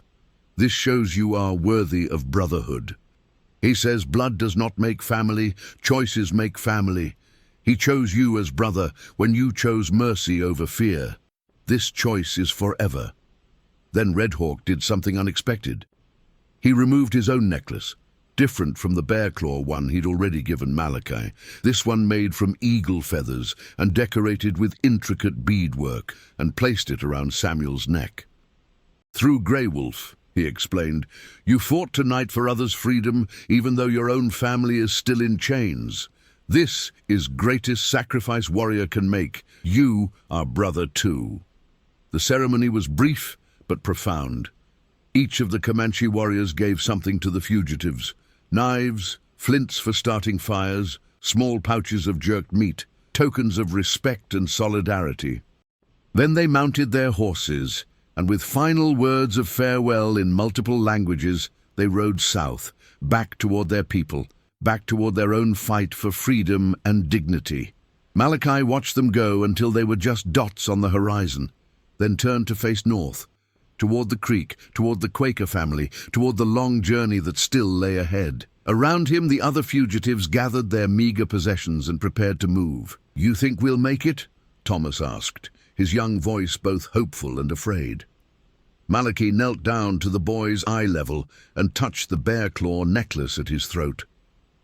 "I think we've already made it further than anyone thought possible. We've got Comanche warriors calling us brothers, white farmers risking their lives to help us, and a whole network of people working to get us to freedom. So yeah, Thomas, I think we're going to make it. And when we do, we'll remember everyone who helped us along the way." They walked north as the stars began to appear, following the creek through darkening land, moving toward freedom with every step. Behind them, the Comanche rode toward their own uncertain future. And scattered across the frontier, on plantations and reservations, and in settlements both white and native, other people dreamed of freedom, waited for their chance, prepared to run or fight, or do whatever it took to claim the dignity that should have been their birthright. The Brotherhood of the Trap, the Cherokee would later call it. The story of two men who met between death and mercy and created ripples that would spread further than anyone imagined, touching lives and changing fates in ways both large and small. But that story was just beginning. The Quaker family's farm appeared exactly where Grey Wolf had said it would be, nestled in a small valley with the marked oak tree standing sentinel at its entrance. The house was modest but well maintained, smoke rising peacefully from its chimney in the evening air. As the fugitives approached cautiously, a man emerged from the barn, elderly, with grey hair and a full beard, wearing the plain clothes characteristic of Quakers. He showed no surprise at seeing a group of exhausted, armed black people emerging from the wilderness. "Miller sent thee?" he asked calmly, his speech marked by the distinctive Quaker use of thee and thou. "Yes, sir," Sarah answered, stepping forward. "Are you the one who helps people heading north? I am Joshua Pemberton, and my wife Ruth and I do what we can to oppose the evil of slavery. Thee are welcome here." He gestured toward the house. "Come, thee must be hungry and tired. We will feed thee and prepare thee for the next leg of thy journey." They were ushered into the house where Ruth Pemberton, a small, fierce woman with steel-grey hair, had already begun preparing food. She moved efficiently through the kitchen, putting together a meal while asking practical questions about their health, their needs, how long since they'd eaten properly. "We've hidden 19 people in the last 6 months," she explained as she worked, "and learned that what people need most after running is food, rest, and reassurance that they're not alone. They will have all three here." The meal was simple but abundant: bread, stew, milk fresh from their cows. The fugitives ate with the desperate hunger of people who had been running on fear and adrenaline for too long. Thomas fell asleep at the table, his head resting against his mother's arm, and Ruth gently carried him to a bed in a small back room. After dinner, Joshua spread a map on the table, hand-drawn, updated with careful notations about safe routes, dangerous areas, stations along the Underground Railroad. He traced a path with his finger, explaining distances and timing. "From here thee will travel to a small town called Bremen, about 4 days north. There's a Methodist minister there, Reverend Clark, who will hide thee and arrange the next stage. From Bremen thee will go to Fort Worth, where a freed black man named Josiah runs a boarding house that serves as a station. After that, thee will have several more stops before reaching Indian Territory, and from there—" "Wait," Malachi interrupted. "Indian Territory? I thought we were heading to free states up north."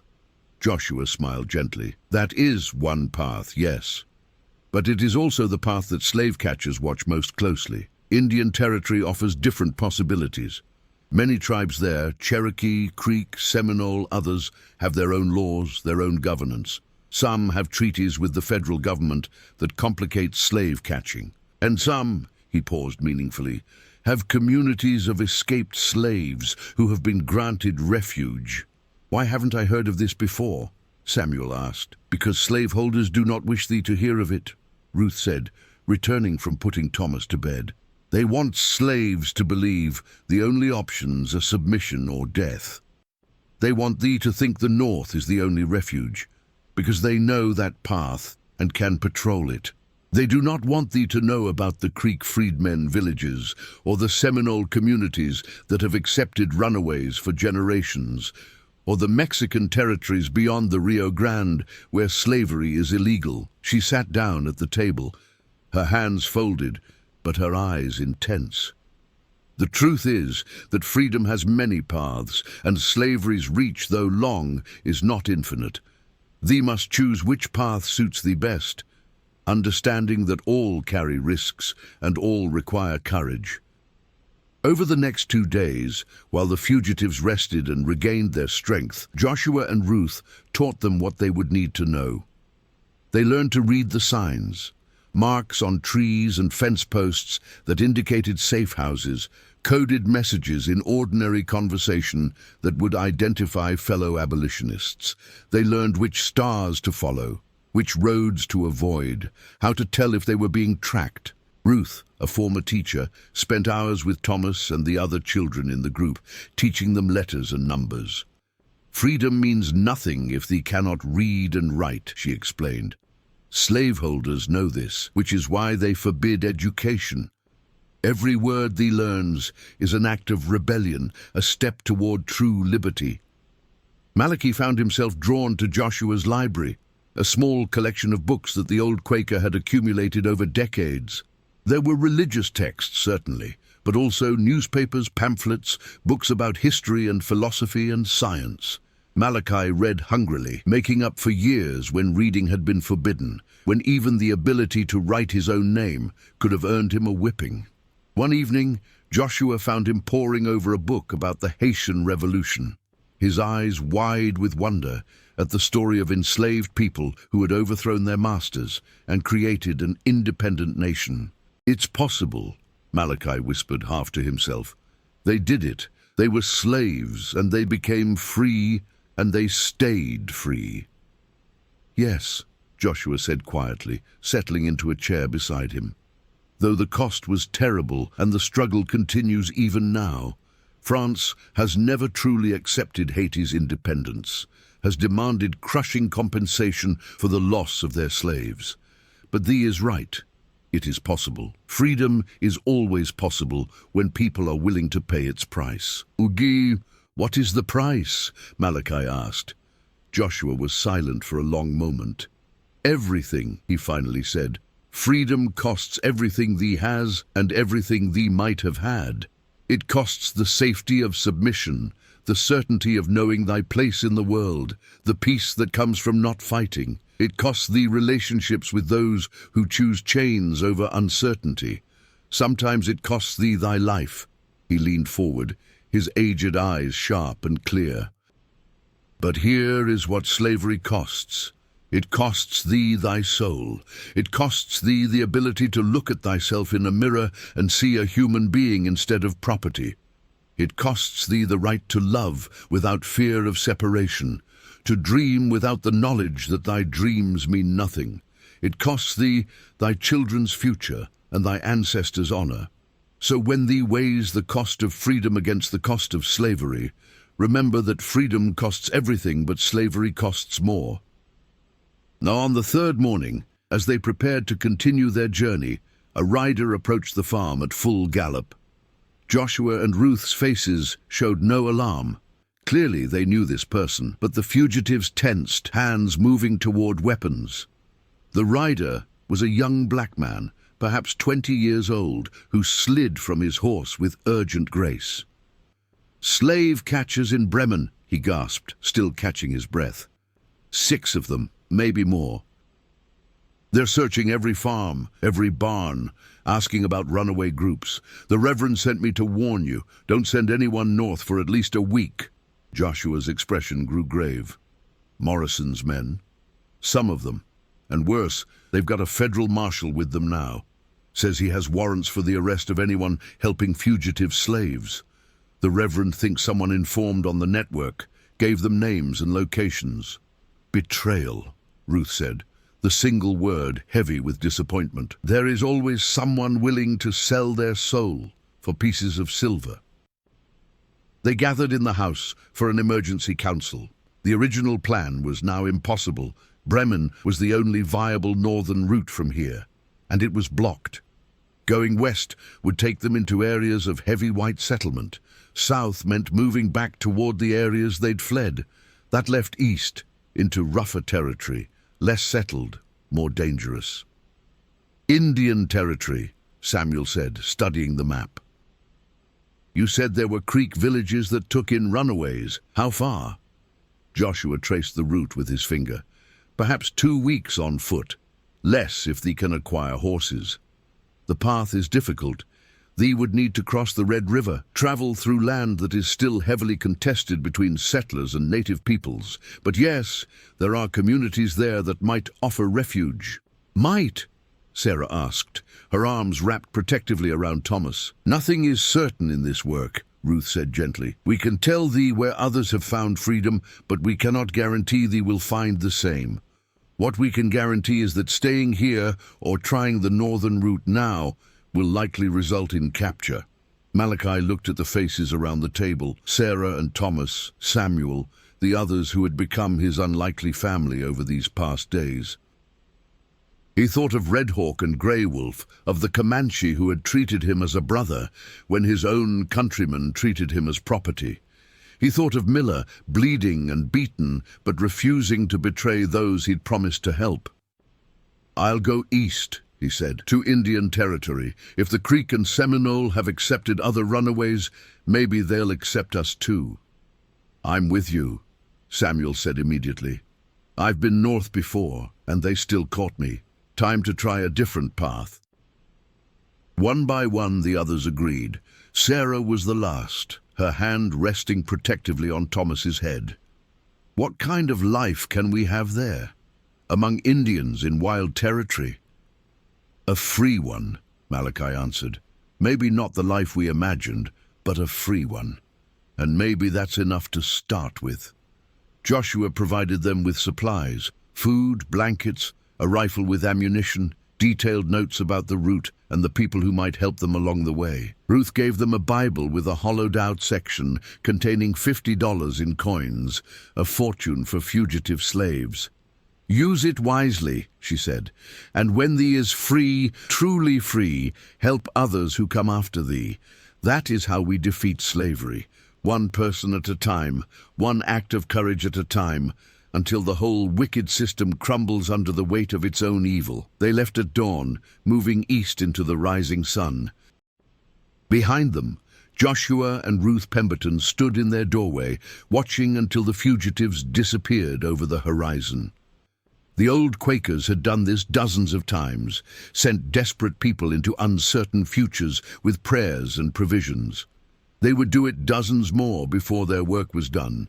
The journey east was harder than anything before. The land grew wilder, less forgiving. They encountered bands of settlers heading west and had to hide in ravines or creek beds until the wagons passed. They crossed rivers swollen with late summer rains, nearly losing Thomas to the current before Samuel managed to grab him. They survived on what they could hunt or gather, supplemented by the supplies from the Pembertons, but always worried about running out. On the 8th day, they met a family of Cherokee traveling south, a man, his wife, and 3 children, leading a cart packed with their possessions. The man spoke English, and after initial wariness on both sides, they shared a camp and information. "We're leaving the territories," the Cherokee man explained, his voice bitter. "White settlers moving in, ignoring treaty boundaries, and the federal government does nothing. They promise us sovereignty, promise us our own land and our own laws, but every year there are more whites and fewer of us. So we're going to Texas, to Mexico maybe, anywhere that isn't here." "You're running too," Sarah said quietly. The Cherokee man nodded. "Everyone is running from something. The question is whether you're running towards something better or just running." They shared information about routes and water sources, about which areas to avoid and which settlements might be sympathetic. The Cherokee man gave them the name of a creek town called Wewoka, where his cousin lived, where they might find refuge. "Tell them Yellowbird sent you," he said. "Tell them we're all refugees together, black and red alike, all fleeing the same white greed. Maybe they'll help, maybe they won't, but at least they'll understand." They parted ways at dawn, two groups of refugees passing each other in the wilderness, each hoping the other would find something better than what they'd left behind. The Red River, when they finally reached it, was a brown monster swollen with rain, carrying debris and dead trees in its swift current. They spent a day following it east, looking for a crossing point that wouldn't kill them. Finally, they found a place where the river widened and presumably shallowed, where deer tracks suggested animals forded regularly. "We'll need to rope together," Samuel said, studying the current. "Move as a group, help each other if anyone loses footing. Once we start, we don't stop. The current will take us downstream, but as long as we keep moving forward, we should reach the other side." They fashioned a rope from their blankets, tying each person securely. Thomas rode on Samuel's shoulders, while Sarah carried their supplies in a makeshift waterproof pack. Malachi took point, his feet searching for stable ground as they stepped into the water. The river was cold, the current immediately trying to sweep their legs out from under them. Malachi pushed forward, using his height and weight to anchor the line while the others followed. The water rose to his chest, then his neck, and for a terrifying moment he thought he'd miscalculated, that they were about to be swept away and drowned. Then his foot found bottom again, solid ground rising as they crossed the river's deepest channel. They emerged on the far bank, exhausted and soaking but alive, collapsing on the muddy shore with gasps of relief and nervous laughter. "Welcome to Indian territory," Samuel said, wringing water from his clothes. "Now we just have to survive it." Nachu. They traveled for 3 more days through land that seemed to exist outside of time. Old-growth forests untouched by logging, prairies where buffalo still grazed in great herds, creeks running so clear you could see fish darting among the stones. They saw evidence of native settlements, cleared fields, well-worn paths, the distant smoke of cooking fires, but avoided direct contact until they were certain of their welcome. Finally, they came upon a town, if it could be called that. Wewoka consisted of perhaps 30 structures, a mix of traditional native buildings and more European-style cabins, arranged in a loose cluster around a central meeting ground. Fields of corn and squash surrounded the town, tended by people who looked up at the approaching strangers with curiosity rather than fear. A man approached them, dressed in a mix of Creek and European clothing. He spoke in accented but clear English. "Who comes to Wewoka?" "Refugees," Malachi answered honestly. "Escaped slaves seeking freedom. We were sent by a Cherokee man named Yellowbird, who said his cousin lived here, said you might help." The man studied them carefully, his eyes taking in their worn clothes, their exhausted faces, the child clinging to his mother. Then he nodded slowly. "Yellowbird is my cousin. He is a good man, an honest man. If he sent you, then you must have need." He gestured toward the town. "Come, we will feed you, and you can tell your story to the council. They will decide if you can stay."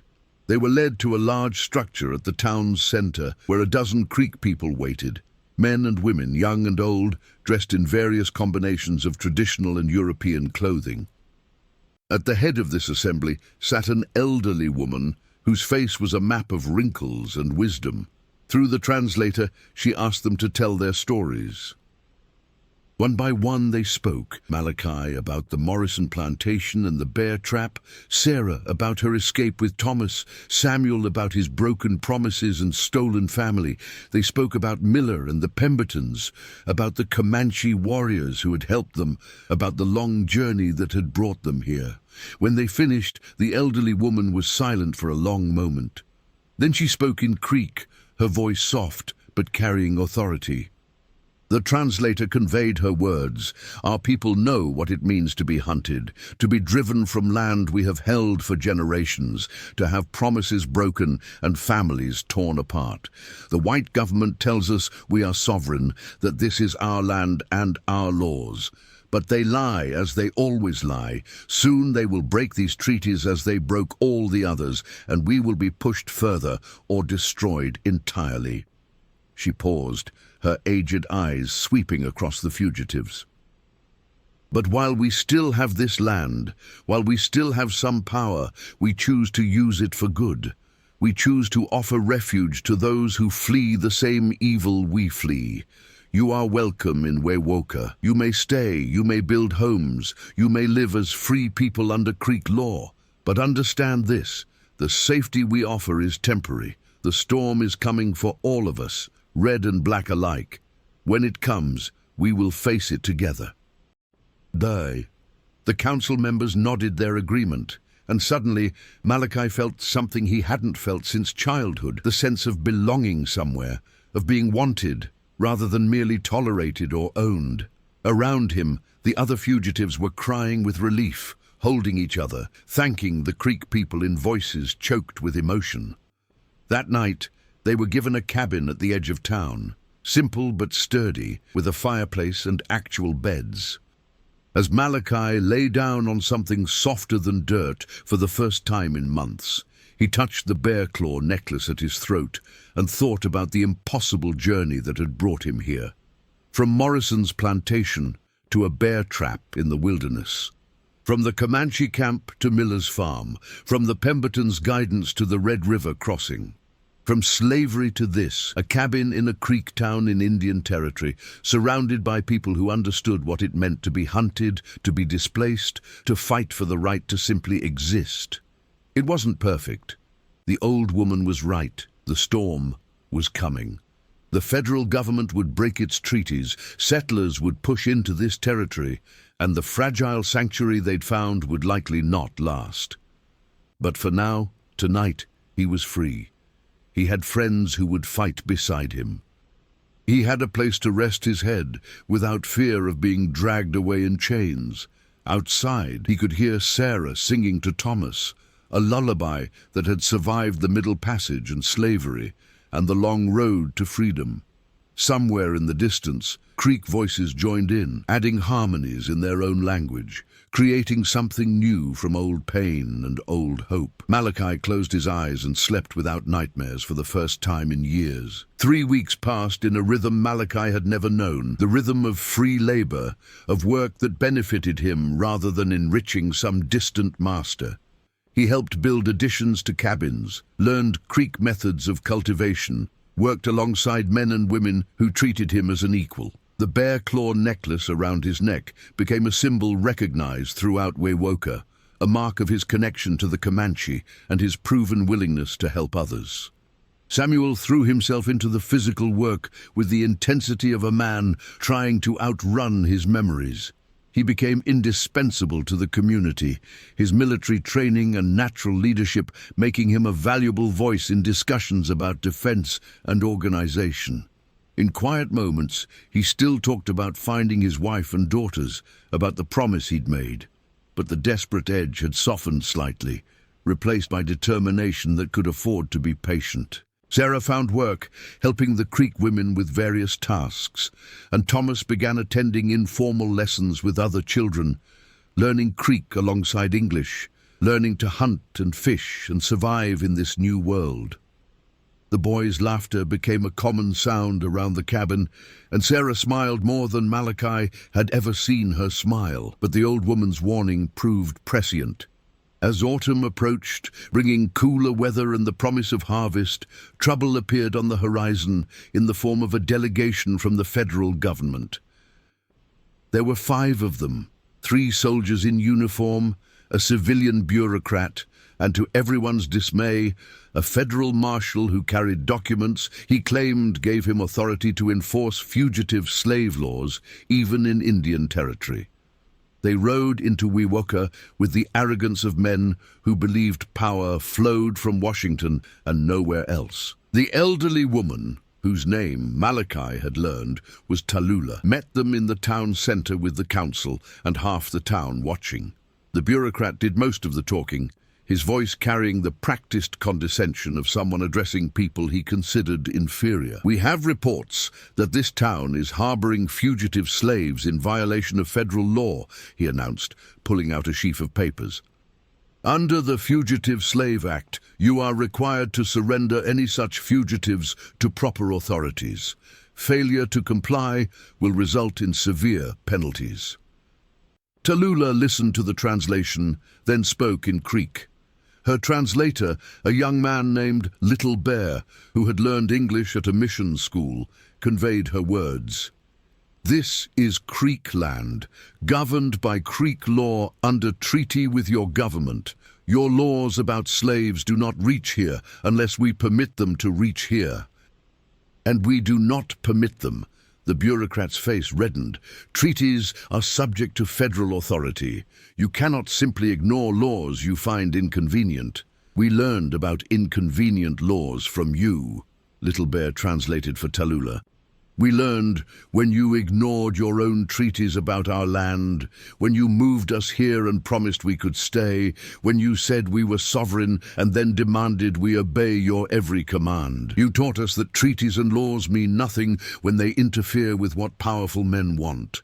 The marshal stepped forward, his hand resting on his pistol. "This is your last chance to comply peacefully. Surrender the fugitives, or we'll be forced to take them by force and arrest anyone who interferes." Malachi, watching from the crowd, felt his heart hammering. This was it, the moment of truth. Would the Creek really risk confrontation with the federal government for escaped slaves they'd known only a few weeks? It would be understandable if they didn't. It would be rational to hand them over, to choose their own survival over principle. Tallulah stood slowly, her aged body straightening with dignity that made the soldiers seem small despite their weapons. She spoke in Creek, her voice carrying across the assembled people, and Little Bear translated. "In our language, we have a word, ivikf. It means to protect something precious, something that must be kept safe no matter the cost. Our ancestors used this word for our sacred fires that must never be allowed to die, for our children who must be protected even at the cost of our own lives, for our freedom that must be defended even against overwhelming force." She pointed at Malachi, at Sarah and Thomas, at Samuel and the others. "These people came to us seeking Ivikuv, seeking protection of something precious, their freedom, their lives, their children. They came because your laws and your people would destroy what is precious in them, would treat them as animals to be bought and sold. We gave them ivikf because that is what people with honor do. We will not stop giving it now because you come with guns and papers." The bureaucrat's voice took on a threatening edge. "You're making a serious mistake. This resistance will be reported. The president himself could authorize military action against tribes that defy federal authority." "Then let him send his soldiers," Little Bear translated Tallulah's response. "Let him break another treaty, show the world again that the white government's word means nothing. We are tired of running, tired of surrendering, tired of cooperating with our own destruction. If we are to die, we will die standing up, protecting those who cannot protect themselves. This is our choice." The standoff might have escalated to violence right then, but a commotion at the edge of town drew everyone's attention. Riders were approaching, many riders moving fast. For a moment Malachi feared it was an army come to enforce the marshal's demands, but then he recognized the lead rider, and his heart soared. Red Hawk rode at the head of a group of 20 Comanche warriors, Grey Wolf beside him, both of them painted for war. They pulled up in the town center, and Red Hawk slid from his horse despite his still healing leg. He limped directly to Malachi, gripped his shoulder in greeting, then turned to face the federal delegation. Grey Wolf spoke in English, addressing the bureaucrat directly. "We hear you threaten our Creek brothers. We hear you threaten the man who saved my friend's life. This is not acceptable. This doesn't concern you," the marshal said, though his hand had moved away from his pistol. 20 armed Comanche warriors had a way of making people reconsider violent options. "You make it concern us when you threaten those under our protection," Grey Wolf replied. You want these escaped slaves? You must go through us first. You want to punish Creek for giving refuge? You must fight Comanche too. Maybe you should ask your soldiers if this is wise choice." The 3 soldiers looked decidedly uncomfortable. Fighting armed warriors was very different from intimidating civilians. The bureaucrat, perhaps realizing he was overmatched, tried a different approach. "Surely we can reach some accommodation. The law must be respected, but perhaps—" "The law," Tallulah spoke again, Little Bear translating. "The law you speak of is the law that allowed white men to steal our land, kill our people, break every promise made to us. You want us to respect this law?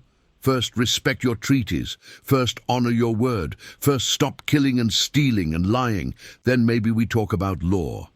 Red Hawk spoke in Comanche, and Grey Wolf translated, "He says when he was in your trap dying, this black man freed him, not because of law, not because of treaty, but because it was right thing to do.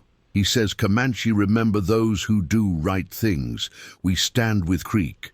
We stand with freed slaves. We stand against men who think papers and guns make them righteous." The standoff lasted another tense hour, with neither side willing to back down, but neither quite ready to start shooting. Finally, the bureaucrat made his decision. "This matter will be reported to Washington," he said stiffly. "Higher authorities will decide how to handle this situation. But know this, you've made powerful enemies today, all of you." "We already had powerful enemies," Grey Wolf said. "You think this news to us? We've been fighting your government since before you were born. We're still here. Maybe we will still be here when you are gone." The federal delegation withdrew, but everyone knew this wasn't over. That evening, the Creek Council met with the Comanche leaders and the fugitives to discuss what would come next. "They will come back," Tallulah said through Little Bear. "Maybe with more soldiers, maybe with different arguments, but they will come back. They always do." "Then we prepare," Samuel said. "We fortify this town, set up defensive positions, gather supplies for a siege if necessary. I've fought in wars.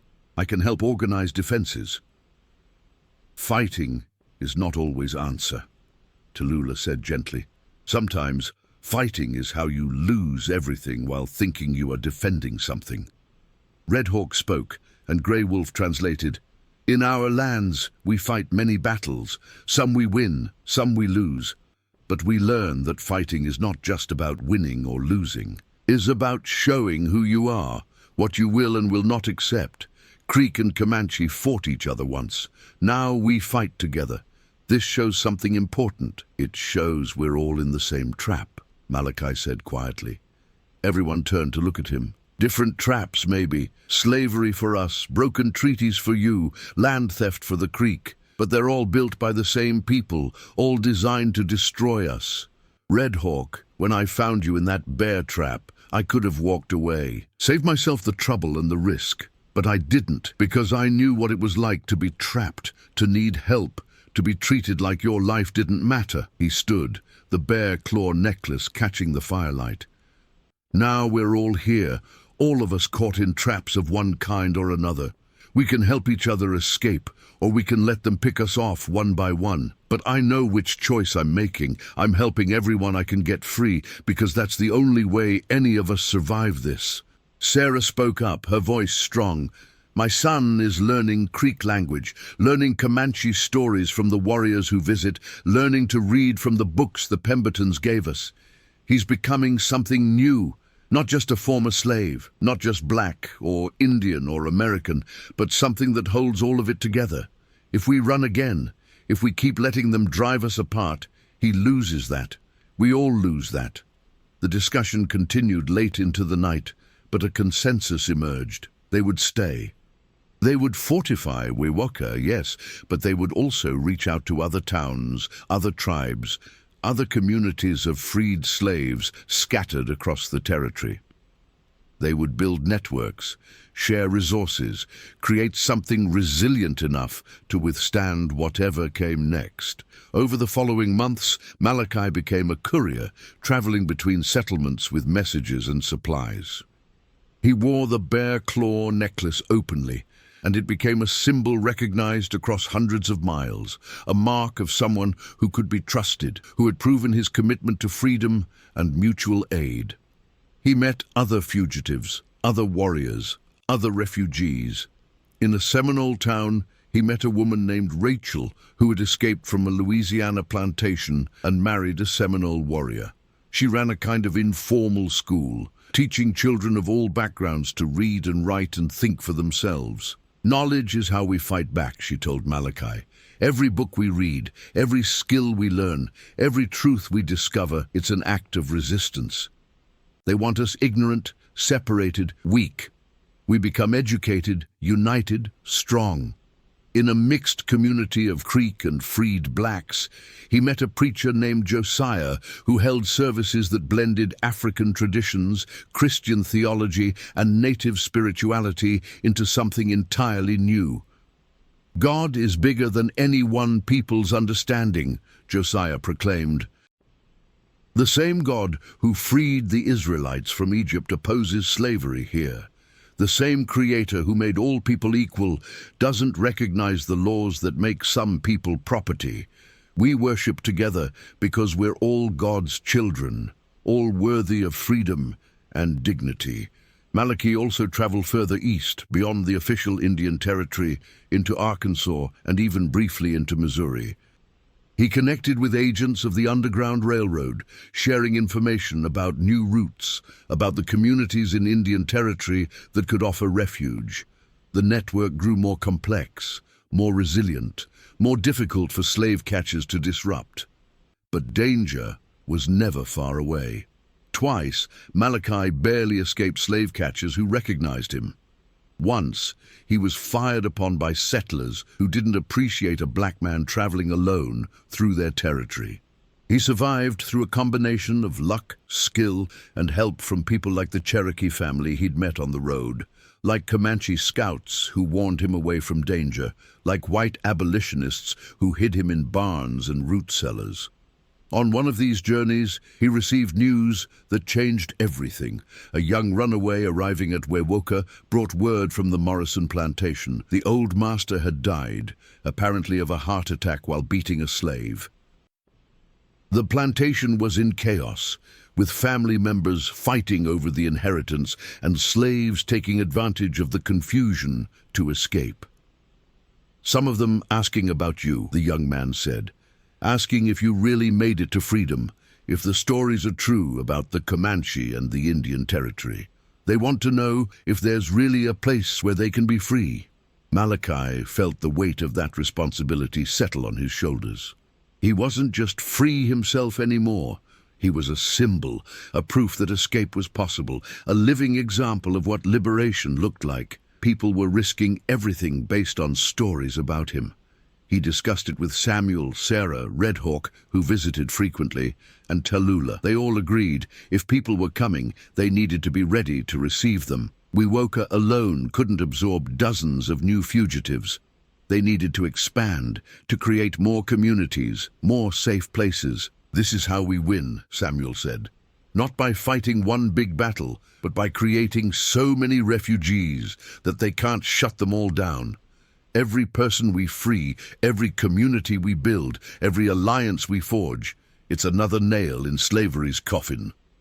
Word spread throughout the network. Wewoka and the surrounding communities were prepared to receive fugitives. Routes were established, guides were trained, supplies were stockpiled. The Brotherhood of the Trap, as the Cherokee had named it, became a reality. A loose confederation of escaped slaves, sympathetic natives, and white abolitionists working together to create islands of freedom in a sea of oppression. The federal government made several more attempts to force compliance. Marshals arrived with warrants. Bureaucrats threatened to revoke treaty rights. The army conducted patrols that were thinly veiled intimidation efforts.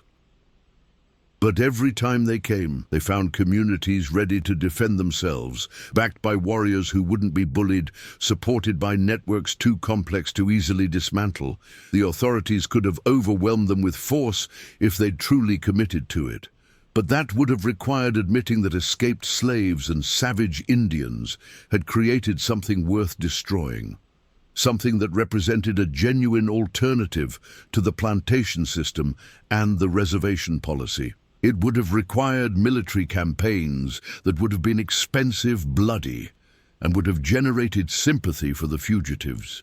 So instead, they settled for harassment, for trying to make life difficult, for hoping the communities would collapse on their own. They didn't collapse, they grew. By the winter of 1847, Malachi could travel through a network of communities spanning hundreds of miles, where being black or Indian or both wasn't a death sentence, where children could learn to read, where people could build something for themselves rather than for masters. It wasn't paradise, resources were scarce, danger was constant, and the future was uncertain. But it was free. One evening, sitting around a fire in Wewoka with Red Hawk, Samuel and Sarah, Malachi reflected on the journey that had brought them here. "A year ago," he said, "I was just trying to survive. I ran from Morrison thinking I'd probably die in the wilderness or get caught and killed. I never imagined this." He gestured at the town around them, at the life they'd built. "You did more than survive," Red Hawk said in his now fluent English. "You chose to be human in a world that tried to make you think. You chose to help when helping was dangerous.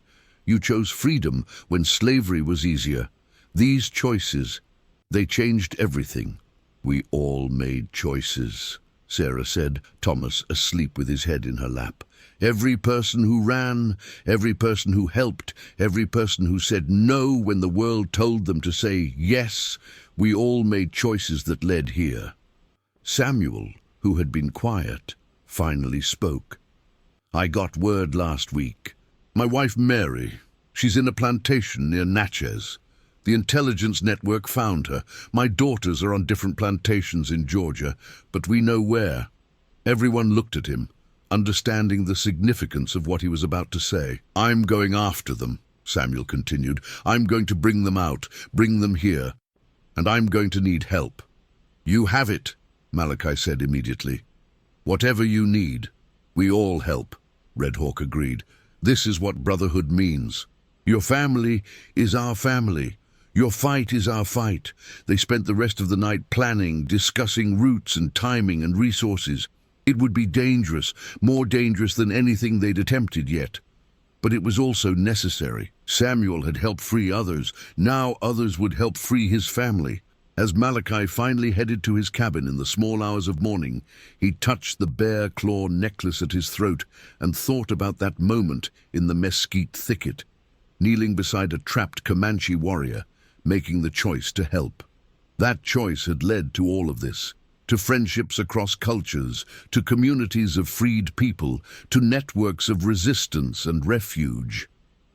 It had led to people like Samuel being able to hope for reunion with stolen family. It had led to children like Thomas growing up free, learning to read, building new identities that transcended the categories slaveholders and bureaucrats tried to impose. One choice, made in a moment between death and mercy, had rippled out in ways Malachi could never have imagined. And now those ripples were becoming waves, were becoming a flood that might someday wash away the whole rotten system of slavery and displacement and dehumanization. He looked up at the stars, the same stars that had guided fugitives for generations, that had watched over countless escapes and struggles and victories. Somewhere out there, Morrison's former slaves were looking at those same stars, wondering if the stories about Malachi Freeman were true, wondering if freedom was really possible. Malachi smiled. He would make sure those stories kept spreading. He would make sure the brotherhood of the trap grew stronger. He would make sure that when people asked if freedom was possible, the answer was always yes, because he and countless others like him had chosen to make it so. The bear trap that had brought him together with Red Hawk had been designed to cage and kill, but they had turned it into a symbol of liberation, of the moment when two men from different worlds chose mercy over fear and brotherhood over enmity. That choice had changed everything. And it would keep changing everything, one freed person at a time, one safe community at a time, one act of courage at a time, until the day came when no one needed to run anymore, because everyone was already free. Malachi went to sleep that night with hope in his heart and plans for the future in his mind. The struggle wasn't over, might never be fully over, but they were winning it in the ways that mattered. They were staying human in a system designed to dehumanize them. They were building community in a world that tried to isolate them. They were choosing freedom every single day and teaching others to make the same choice. The story of the Comanche warrior saved from a bear trap and the escaped slave who found him had become legend across the frontier. But the real story was still being written in communities like Wewoka, in networks like the Brotherhood of the Trap, in every person who decided that freedom was worth any price, and that helping others achieve it was the most human thing anyone could do. And that story would continue long after Malachi and Red Hawk were gone, passed down through generations, inspiring new struggles and new victories, proving that change was always possible when people were brave enough to choose it.